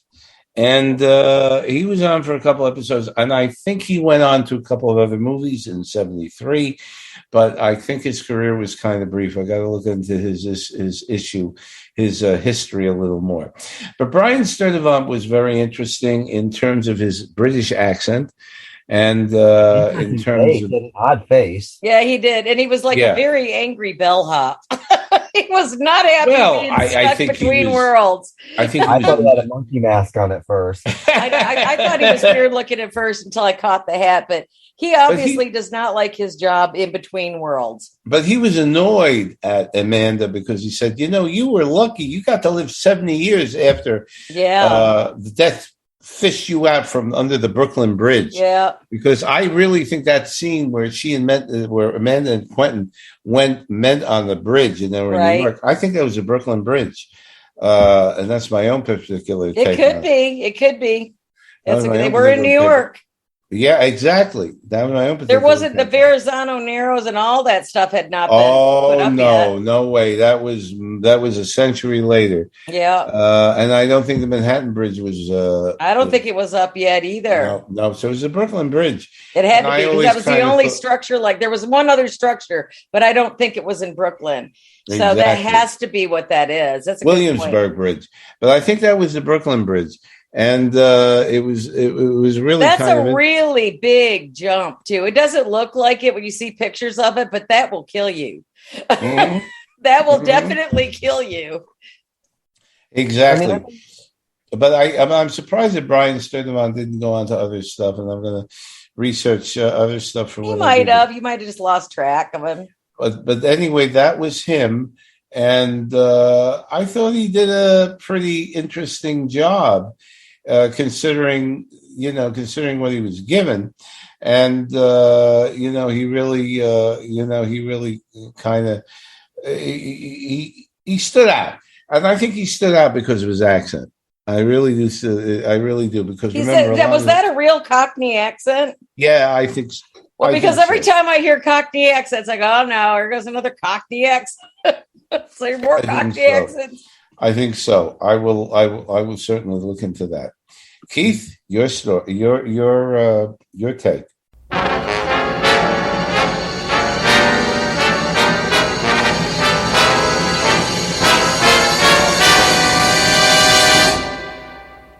Now we're going to scene 4, the Paul Stoddard story. Paul panics when he sees the nega mark on his wrist. A sailor at the Blue Whale was horrified to see the mark on Paul's wrist. Barnabas reminds Paul of the bargain he made 20 years ago. Carolyn and Paul decide to leave Collinwood, but Elizabeth invites Paul to stay.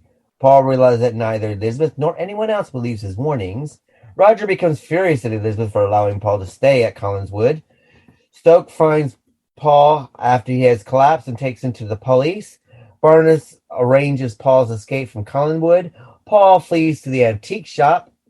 Professor Stokes finds Paul in a state of shock and unable to speak. Paul is attacked and Paul meets his demise. So, Tom, what are you thinking of the Paul Stoddard storyline? It's an interesting denouement regarding this whole thing. I think they have to get rid of him eventually. But what I think that Dennis Patrick, who played Paul and who of course played Jason McGuire in the first year, really did a very good job, especially towards the end. And he didn't have to I thought he did an outstanding job this time around, especially. Yeah.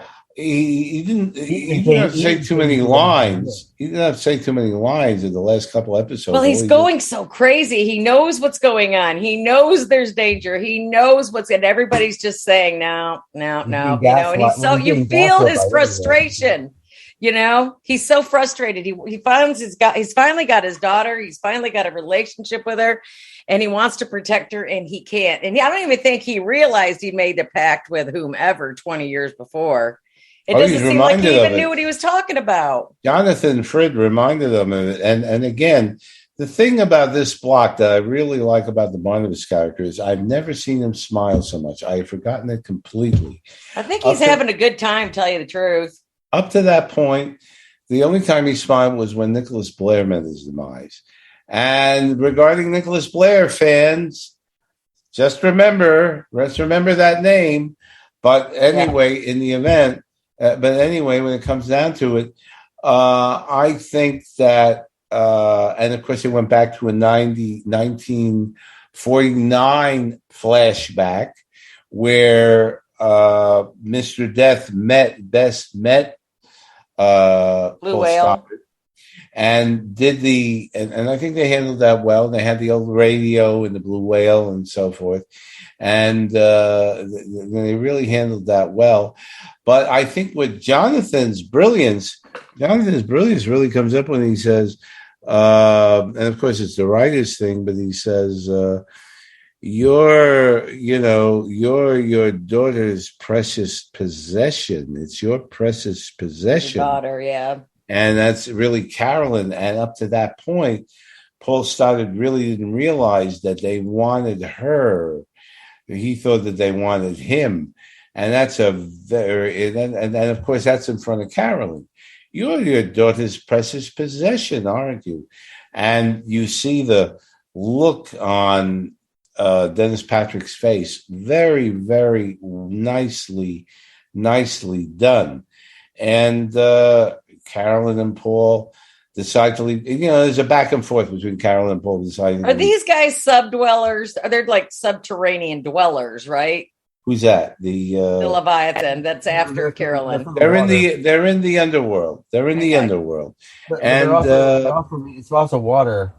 What's that? It's all based on water as well. They would have to be based on water, wouldn't they? Yeah, and Angelique mentions that. Well, she knows that. She goes, "Oh, fudge! You guys have got yourself in the soup this time." Yeah, that's for sure. Angelique said, "What the hell are you dealing with them for? What the hell are you dealing with them for?" Go ahead. And they also gave you a bit of a hint anyway when the sailor recognizes the mark on Paul's. So obviously, it's a sea. It's the sea. And that was another. I'm blanking out on his name, but that was another actor who went on to do other stuff, Pelham Bay 1, 2, 3, and other things. But that was another actor that got his start on Dark Shadows, and I'll probably talk about that in the bloopers. But the interplay between Liz and Paul was interesting. They didn't get too much with it with Roger because Roger says, "I hate you anyway. I don't want to know from you." But the interplay between Paul and Liz was interesting. But of course, Liz was a Leviathan, and she had to. And she was completely into it. And everybody's like the Stepford wives too. I mean, male and female. It's just like, I'm just going to do whatever this dude says because he says I have to. And it's just like, God, the rebelliousness in me is just like, no one's the boss of me. Yeah, but I think Leviathan work on as a hive mind, though. They're all working as one mind, apparently. Yeah, that's true. Kind of like the Borg on Star Trek, isn't it? Yeah. I think it's the same. It's the same kind of thing. But the difference is Paul's funeral. I'm going to have to take my hats off onto Elizabeth Stoddar's outfit. I mean, what a fantastic morning dress that she had on. It's like, whoa, that's really good. Yeah, well, they used to wear stuff like that, though. Yeah, but that was well cut and well looking. I mean, we're talking about. She just outdressed everyone, and it's like you have the whole block just with that one outfit. It's like even at the funeral. She even outdid her. She even outdid Carolyn at that funeral just by her dress and everything like this. They talk about cheap ass coffins, though. Here they are rich. They put them in a pine box. It's not even a nice shiny casket. Maybe he was Jewish, and you never even know. Well, maybe, but he should have been buried standing up then, right? Isn't that how they do it? But it's so cheap and tawdry. Get the guy something more than cardboard. This was her father. I would have had a snit. Well, another thing Paul's death has created a problem, though, hasn't it? Yes. Yeah, absolutely. Because Paul was supposed to give Carolyn away at the wedding, according to the book. So now they want Barnabas to give her away, right? Well, now they do. But originally, according to the book, according to the Leviathan book, it has to be Paul. Paul was supposed to give Carolyn away, according to the original Leviathan book.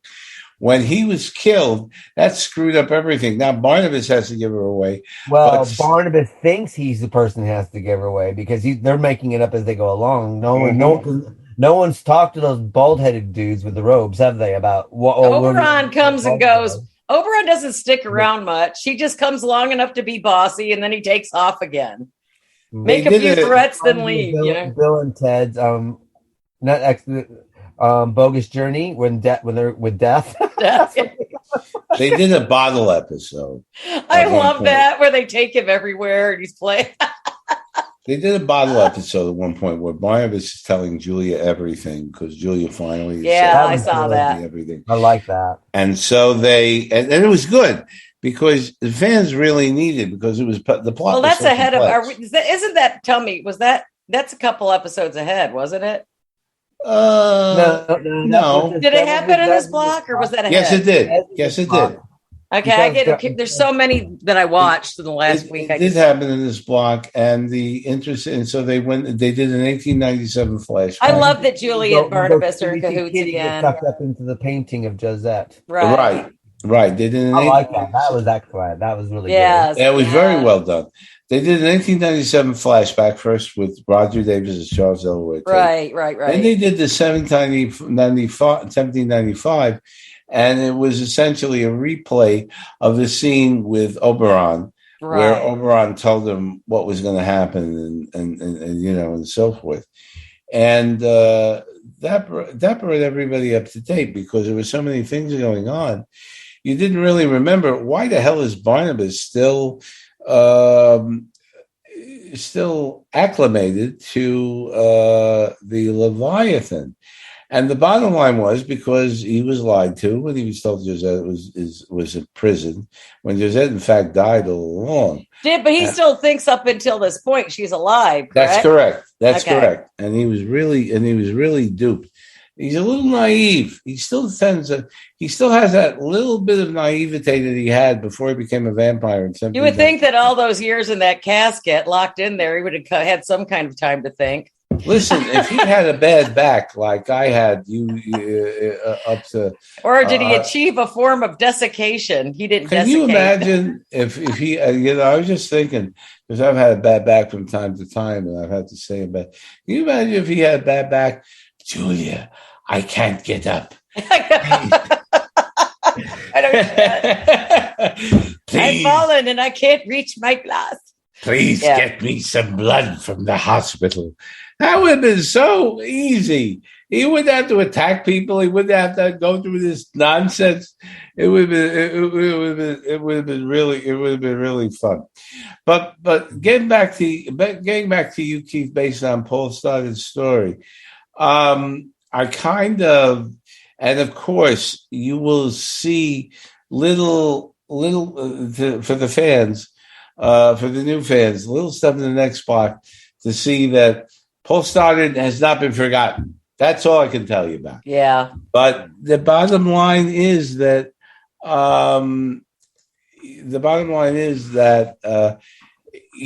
they had sooner or later they had to get rid of him. I thought that was one thing I thought was a real blooper, that when he was staying in Professor Stokes' house, Professor Stokes never tried to change his clothes. The guy's suit was totally torn up and rent. And is this when the cop comes back to life? Yeah. I had to ask Keith. I go, who the hell is that? I am so glad you mentioned that. I didn't even put two and two together. I go, Keith. I go, what's the deal with the dead dude? Because I was like, going, who is this? Because I didn't even notice it was the cop. I'm very glad you mentioned that. F. Riley as Sheriff Davenport. And he was himself in 2 or 3 episodes. Then he was killed by the Leviathan. But the Leviathan is able to bring people back from the dead in order to support him. And he did that with Riley. And you're going to see Sheriff Davenport in a few more episodes as a zombie. And that's and that's where it goes. I believe that Ed Riley may have played another character prior to the Sheriff Davenport character, but I have to look that up. But the bottom line is that what a great gig! I mean, he got to play himself. He got to play himself for a few episodes, and then he comes back as a zombie, working for Jeb.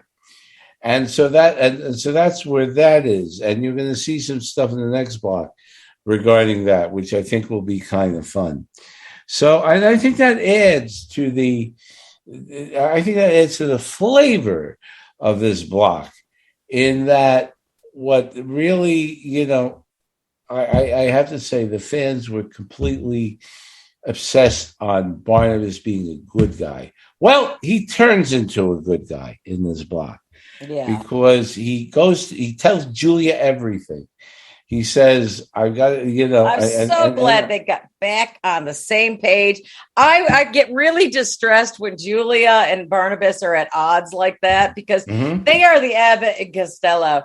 They are just whatever. They are just together. If one cannot be without the other. I mean, there's Sherlock Holmes and well said. You know what I mean? They're just this together, and when they're not a cohesive unit, I think all hell just breaks loose.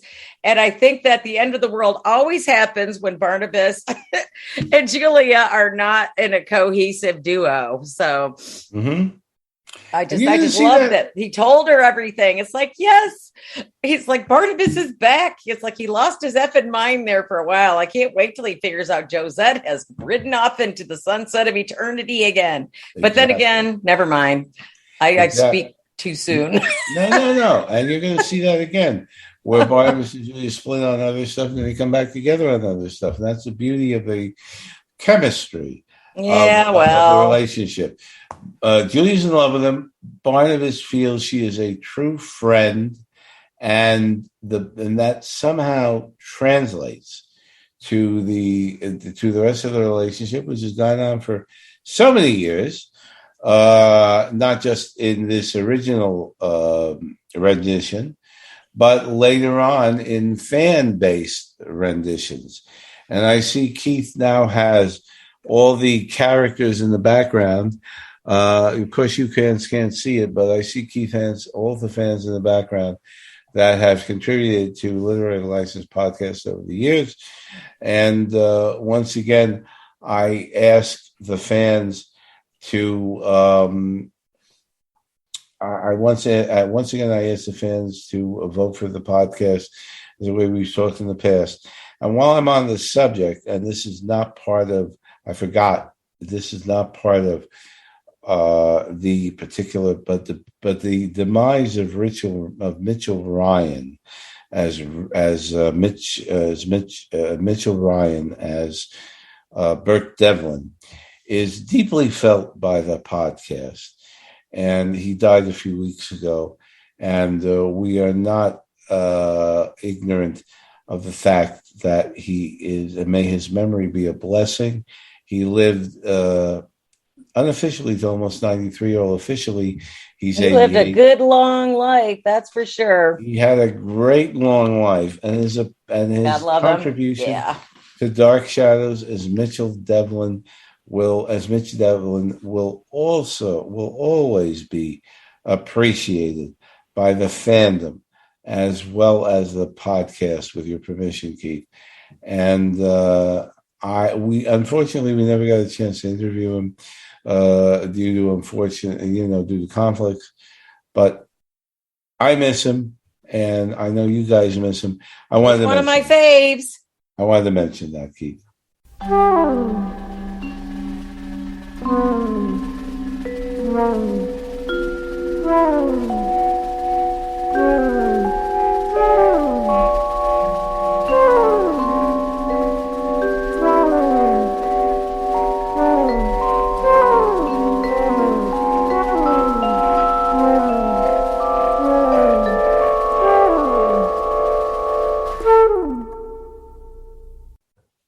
So now let's discuss our best and worst storyline. Starting with you, Vicky, what was your best storyline and your worst storyline of this block? I have to say Quentin's story is my favorite storyline, because I just love David Selby in these blocks. I think he's not only comical, but he's got well-placed sarcasm, which we all know I appreciate. And I just like that he's just rakishly handsome. That doesn't suck either. But I just like the love story, and I like that he's finally met somebody that he actually can be, loving towards, and he's not just thinking of himself anymore, and he's kind of grown up in the last 70 years. So, but that's my favorite story. I can't even say I have I really honestly can't say in this block I have a storyline that I don't like.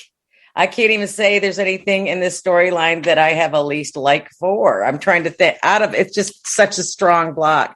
Maybe the Tate portraits, but even then that didn't suck. But I mean, it wasn't as monumentally exciting as, being in the underworld and things like that. But there's really there's no downside in these blocks though. What about yourself, Tom? What's your favorite storyline and your worst storyline of this block? It's a very tough call.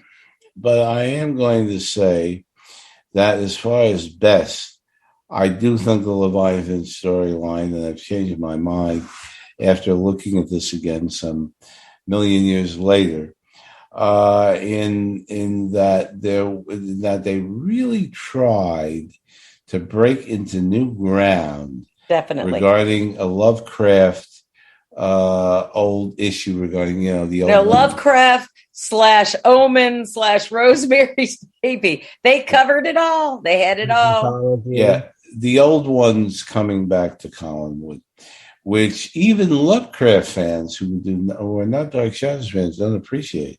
Really quick before I forget, they don't ever show the monster, do they? No. They never do. Just wondering, because I'm trying to. I keep thinking of a flagellating, overinflated octopus. They just show. That's what.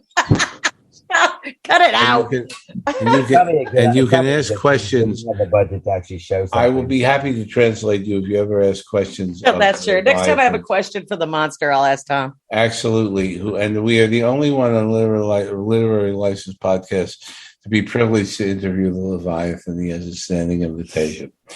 But I do think that the Leviathan stuff had hidden things. Fans were, and they may disagree with me, they were so focused on, will Barnabas be good or will Barnabas be evil, that they really missed, excuse my language, that he really missed the other stuff regarding all the nuances that we have discussed regarding the Leviathan. So I think that's the best. I think that I would, in terms of the worst, I would have liked to have seen more Paul Stodden's story. I felt so bad for him, though. Yeah. It was making me sad watching him suffer because, when you're a parent, you just love your kids. And it kind of brings your heart because they actually really do hit on the certain nerves here. So I felt so bad for him through this whole block. This poor man knows something's going on, I would have liked to have seen that develop more. I think that they killed him off too soon. I think they let him go too soon, too. I agree with you. Yeah. I think that Dennis Patrick was enough of an actor, and wouldn't it he held his own. And wouldn't it have been great if he had been able to finally bond with Carolyn after explaining? Well, he did bond with her, though. He did, but temporarily. And I would have liked to have seen a permanent thing. After I would have liked to have hypothetically seen him spilling his guts to Carolyn and saying, "Here I am. Yeah. You want me or you leave me. I come back to you. I've sacrificed a lot for you. You need to forgive me and you need to forget me. I would like forget what I've done." And that, of course, would take a process, but I would have definitely liked to have seen it. But unfortunately, this was not in the cards, because you will see in the next block or or subsequent blocks, Jeb's influence on Carolyn is too strong, right? And that would have killed everything. Mm-hmm. But in a perfect world, I would have liked to have seen, and I thought the Paul Stodden's story was too late, too soon. Mm-hmm. And that's my issue. Keith, up to you. My favorite storyline has to be the Leviathan. I'm loving it. I love all the nuances and stuff like this. This is one of the strongest blocks we've ever done. I don't have a worse storyline. I can't think of one thing. I couldn't either. I could not think of anything that I didn't like. I'm quite good at finding. I'm quite a negative person, so it's normally quite easy for me to find something I don't like. I couldn't find anything wrong with this either. I just couldn't. Yeah. So everybody out there everybody that says they hate Leviathan, you've heard all the rumors. Don't listen. Yeah, I do think it's probably something that maybe old fans need to rewatch on a second view. I mean, I can understand. Older eyes. If I was younger, I probably wouldn't have picked up on it, but this time I was like mesmerized. Exactly. Well, like I said, because we're older now, we read film and books, and we understand and appreciate where the storyline comes from. So it makes a difference in your head after you progressed a little through life. I said before, my mind tends to wander sometimes in some of these episodes, only because it's like we're kind of regurgitating a lot, or sometimes it takes a while for something to go on. I would hate to actually watch this live in the day, though, because if you missed one episode, you could forget it. That's right. That's right. We didn't have VCRs, so no, we didn't. Very, very quickly. I mean, and of course, these segments were on over between Christmas and New Year as well. So, well, that's why people ran home to watch. Yeah, but at the same time, you also got a lot of stuff that you need to do, like Christmas parties in December and I know. And family coming to visit and all the other stuff, and Hanukkah and all that's going on during all this. True. During this block we just covered. So, I mean, I imagine if you missed something, it could have been. I mean, it could have been detrimental if you missed the wrong episodes. Some of this You're telling me. Yeah. You're telling me. I had to go up to the country that year because my parents were up there, and I had to go up to the Catskills in New York, Kerhansen. and you guys will be familiar with that since you came from I know what you're talking about. I had to go to Kerhansen, and they didn't have good TV reception. And I was That's up when there you a make month. somebody hang on to it and make him stick his head out the window. Oh my God, I was so depressed at realizing that the signal did not carry from New York to Kerhansen. So it was only through looking Was at these that your episodes. first attempt at taking your own life? I was bereft, and I recently, obviously, saw the episodes. I saw a couple of them a couple of years ago with my significant other, and then I saw what they were about. And I said, "Damn." And I understood a lot more, and of course, a number of years later. And I think that you have to be a little more mature to see these episodes as they occur. And I think that the Leviathan, now I think that the Leviathan, which I wouldn't have thought before, but I think that the Leviathan did not get the proper credit that it was due, only because the fans said, Jonathan Fritz evil, we don't want him. And I felt the same way. But now, many years later, I give the writers the credit they are due for doing what they tried to do. But they had a long road to hoe in terms of, I think the thing that they made Fred evil was a detriment to the block. If they had kept his sympathy all along, I think it would have, my opinion, it would have gone a long way towards more acceptance by the fans. And that's what Gotcha. I looked at him that he was evil because that was just part of the mystery. Why is he like this? Yeah. And I kind of wish that they kind of stuck with that. It's a little bit longer, but saying that, but I think they bounced out of that quite easily, quite surely. That when it got to actually coming a bit too close to his family, who he's always protecting, and then that's what kind of brought his humanity back a little bit. So, but I like I thought that's fantastic. Well, now, we got some more to cover.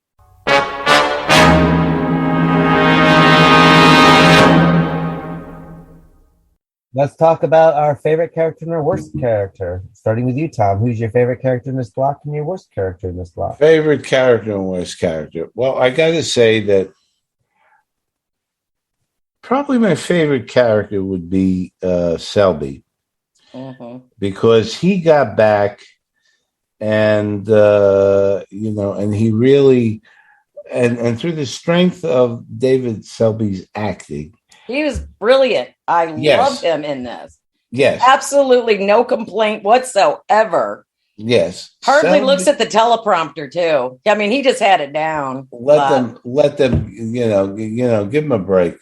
I noticed when everybody's looking at the teleprompter, because you know what? I'm a soap opera watcher, and I don't even think they do that anymore. No, I even knew when Mr. Death there looked at the teleprompter. I couldn't tell with him. I couldn't tell. I can always tell when Barnabas is looking at the teleprompter, though. Anybody can always tell when Jonathan is looking at the teleprompter.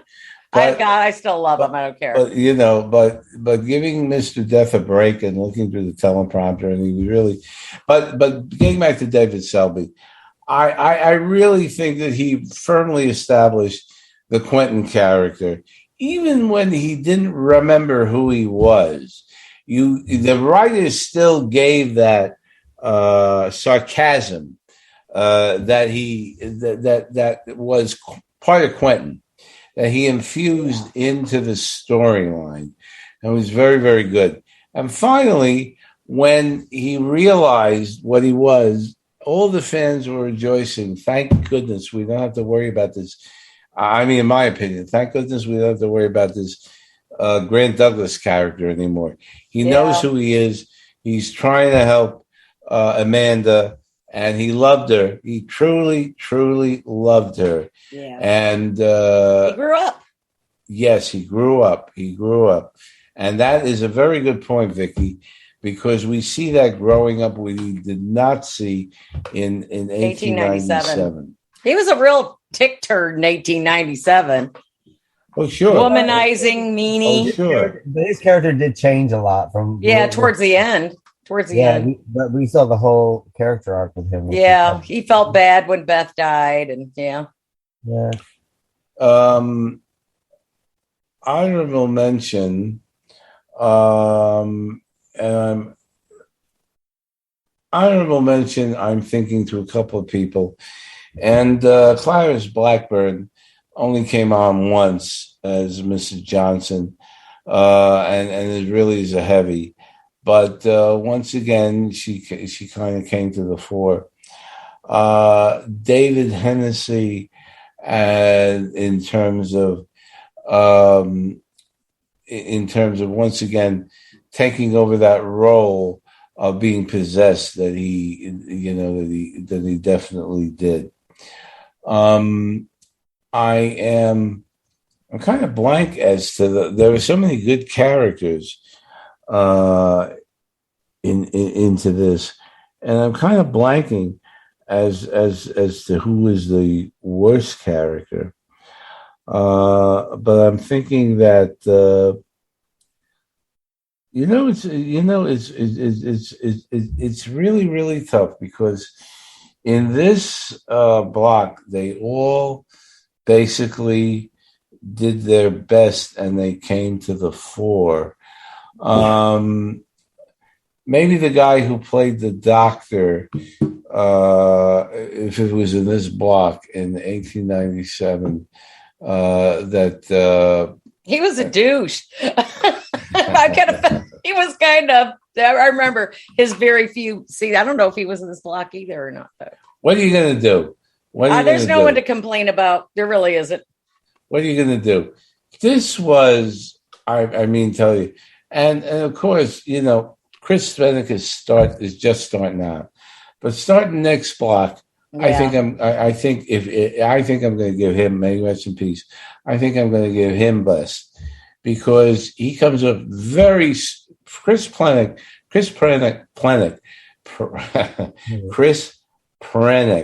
comes up very strong as a Jeb, and you can see the chemistry between him and Nancy Barrett right away. I mean, they actually look like each other. They're blonde, they're blue, and so forth. And Nancy Barrett does a great job, as usual. There are people still on the Dark Shadows websites that are saying, I can't believe that she memorized her lines the way she did, but she did. She had an eidetic memory. As we know, when we interviewed Robert Rodan, may he rest in peace, he testified to the fact that this was one woman that came onto the set and knew everything and did her lines perfectly. And I would give her honorable mention as her in this block as her performance as Carolyn, because she really did a very great supporting job, and then Curtis was lucky to have her. So that's my that's my point on my take on it. Keith, your move. What about yourself, Vix? What's your favorite character and least favorite character? Absolute favorite character is going to have to be David Selby in this. I just loved how strong he was. The acting was great. I loved how diverse he finally shown himself to be. I just think he was really strong in this, and he's a lot of fun to watch, and he's a lot of fun to listen to. I mean, he's just sarcastic, and that's great. And I really wish I could say that I had a non-favorite person, but I really can't. The only closest thing I could say to not a favorite actor would probably be the bellboy, and that's just because his time was so brief. But other than that, they were fantastic. I mean, they're just, everybody did so well. Such a strong block. Everybody watch Leviathan. Don't listen to all the critics, especially if you like Lovecraft. and The Omen and all this stuff, because it gives a nod to so many good stories, so it's excellent. My favorite, I'm going to pick Jonathan Frid. I love Jonathan Frid as the evil guy. I think that was so well played. It was just He was too, yeah. It was something that we haven't seen him done, and I loved it. And then I like, to me, he really shined. I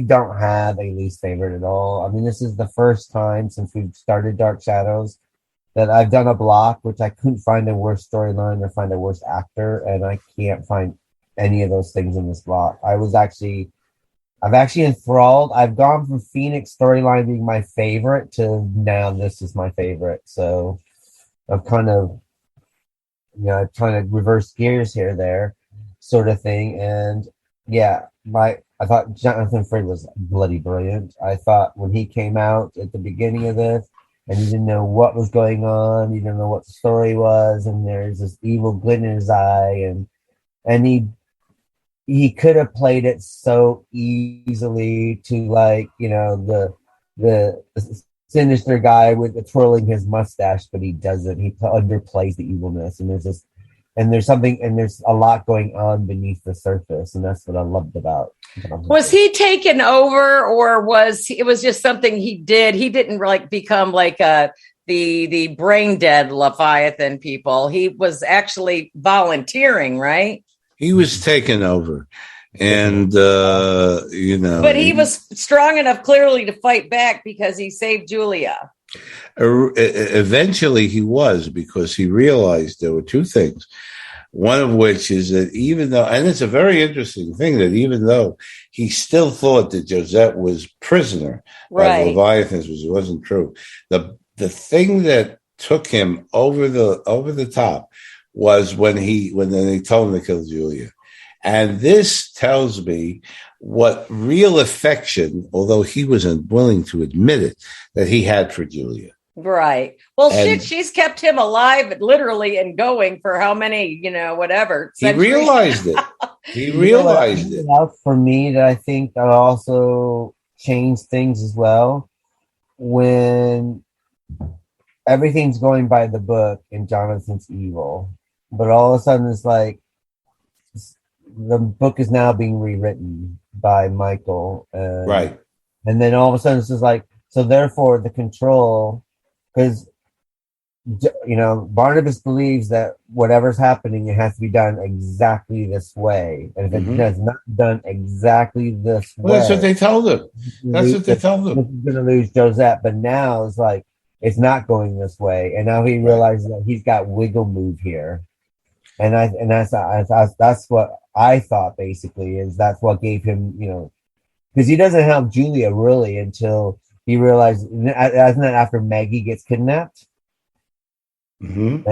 And then you got what's happening with Philip and Megan. They're supposed to, they're messed up there. I mean, they're supposed to be working as a team, and they're not. They're working against. Those guys are so dysfunctional. And the subtext that we haven't mentioned, they're not dysfunctional because they're a dysfunctional couple. They're dysfunctional because of what's happening within Leviathan. Right.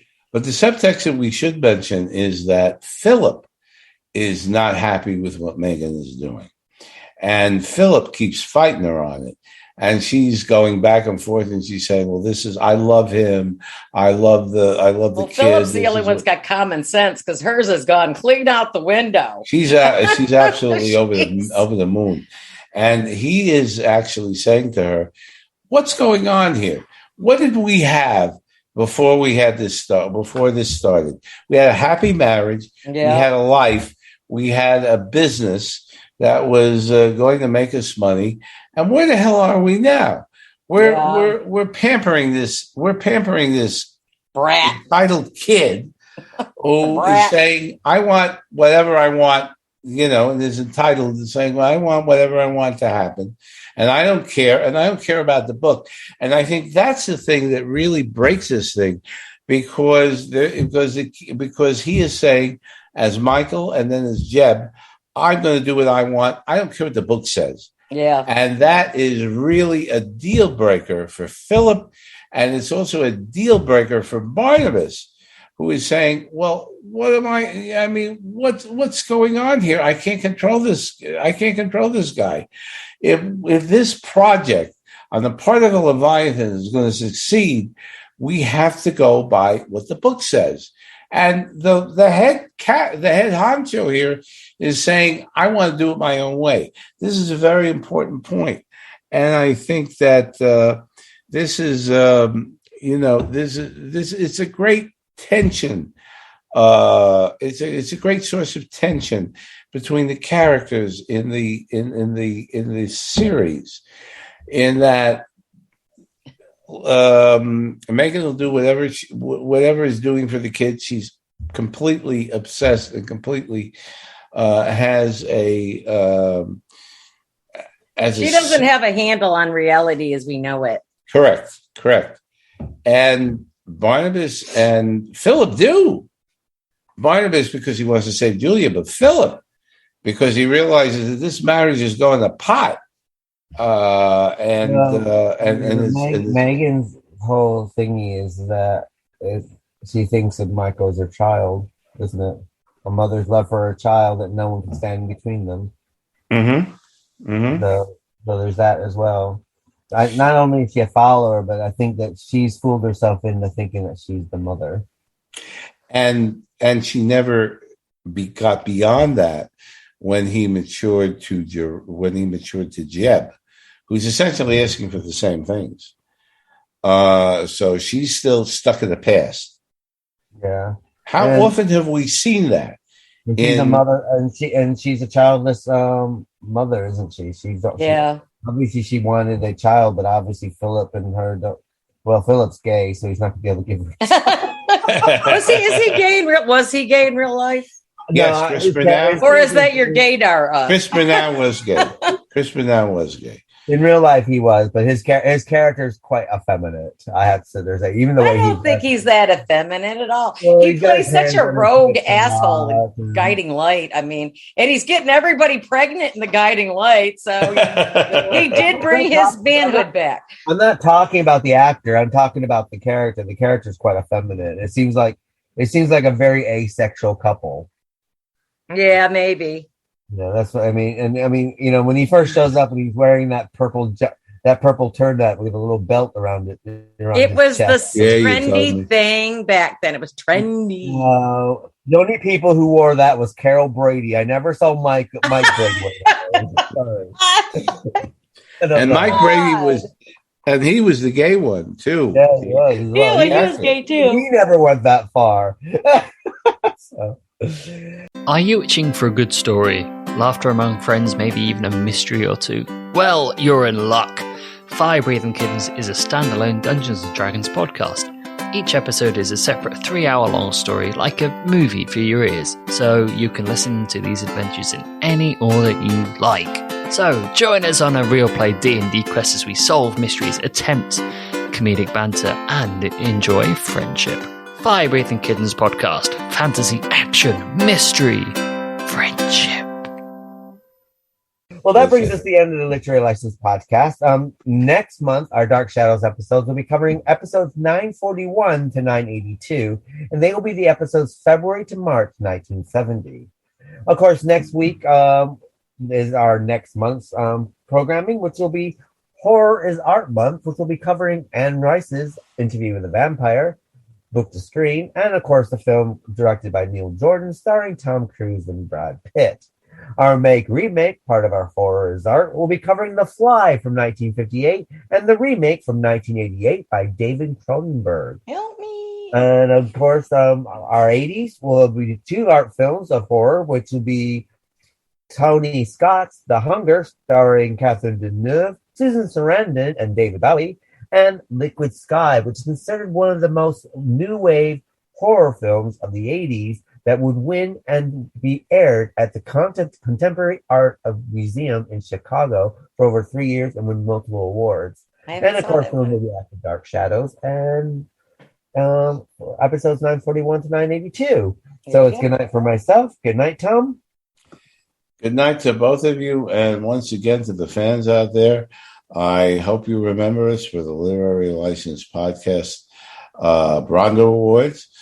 covering the podcast, the Don Briscoe tribute, and at the risk of forcing him to blush again, Keith Chago for Best Horror Host of 2021. Thank you very, very much for listening today. And good night, Vix. Good night, everybody. Take care of each other. And we'll see you next time for Dark Shadows at the end of the month. And make sure you listen to us next week for Interview the Vampire by Aaron Rice and the film.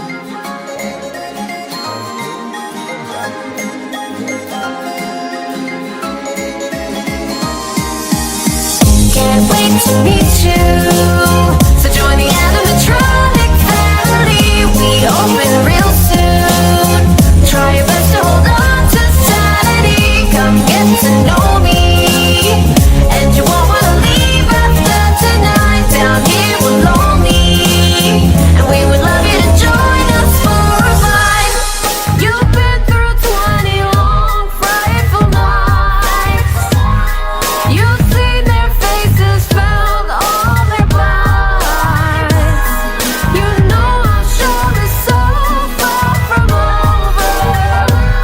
And Freddie told us you're an organ donor. All eyes are on you. We can walk you through all that fantasy. Learn what we've gone through. We can teach you to love the tragedy. You thought the nightmares and the darkest remedies. We're all still right here. So let's get friendly. We're feeling festive. Join the party, we'll try hard not to bite. Anger is restless. Don't hold it against us, we're alright. The fun is starting. A celebration that lasts eternally. I'm always watching. Because somebody purple murdered me. We'll be found down deep underground. What have I done to deserve this damnation? Who knows if you're the one to blame? 'Cause we don't even know your name. But you're here now and we've got temptation.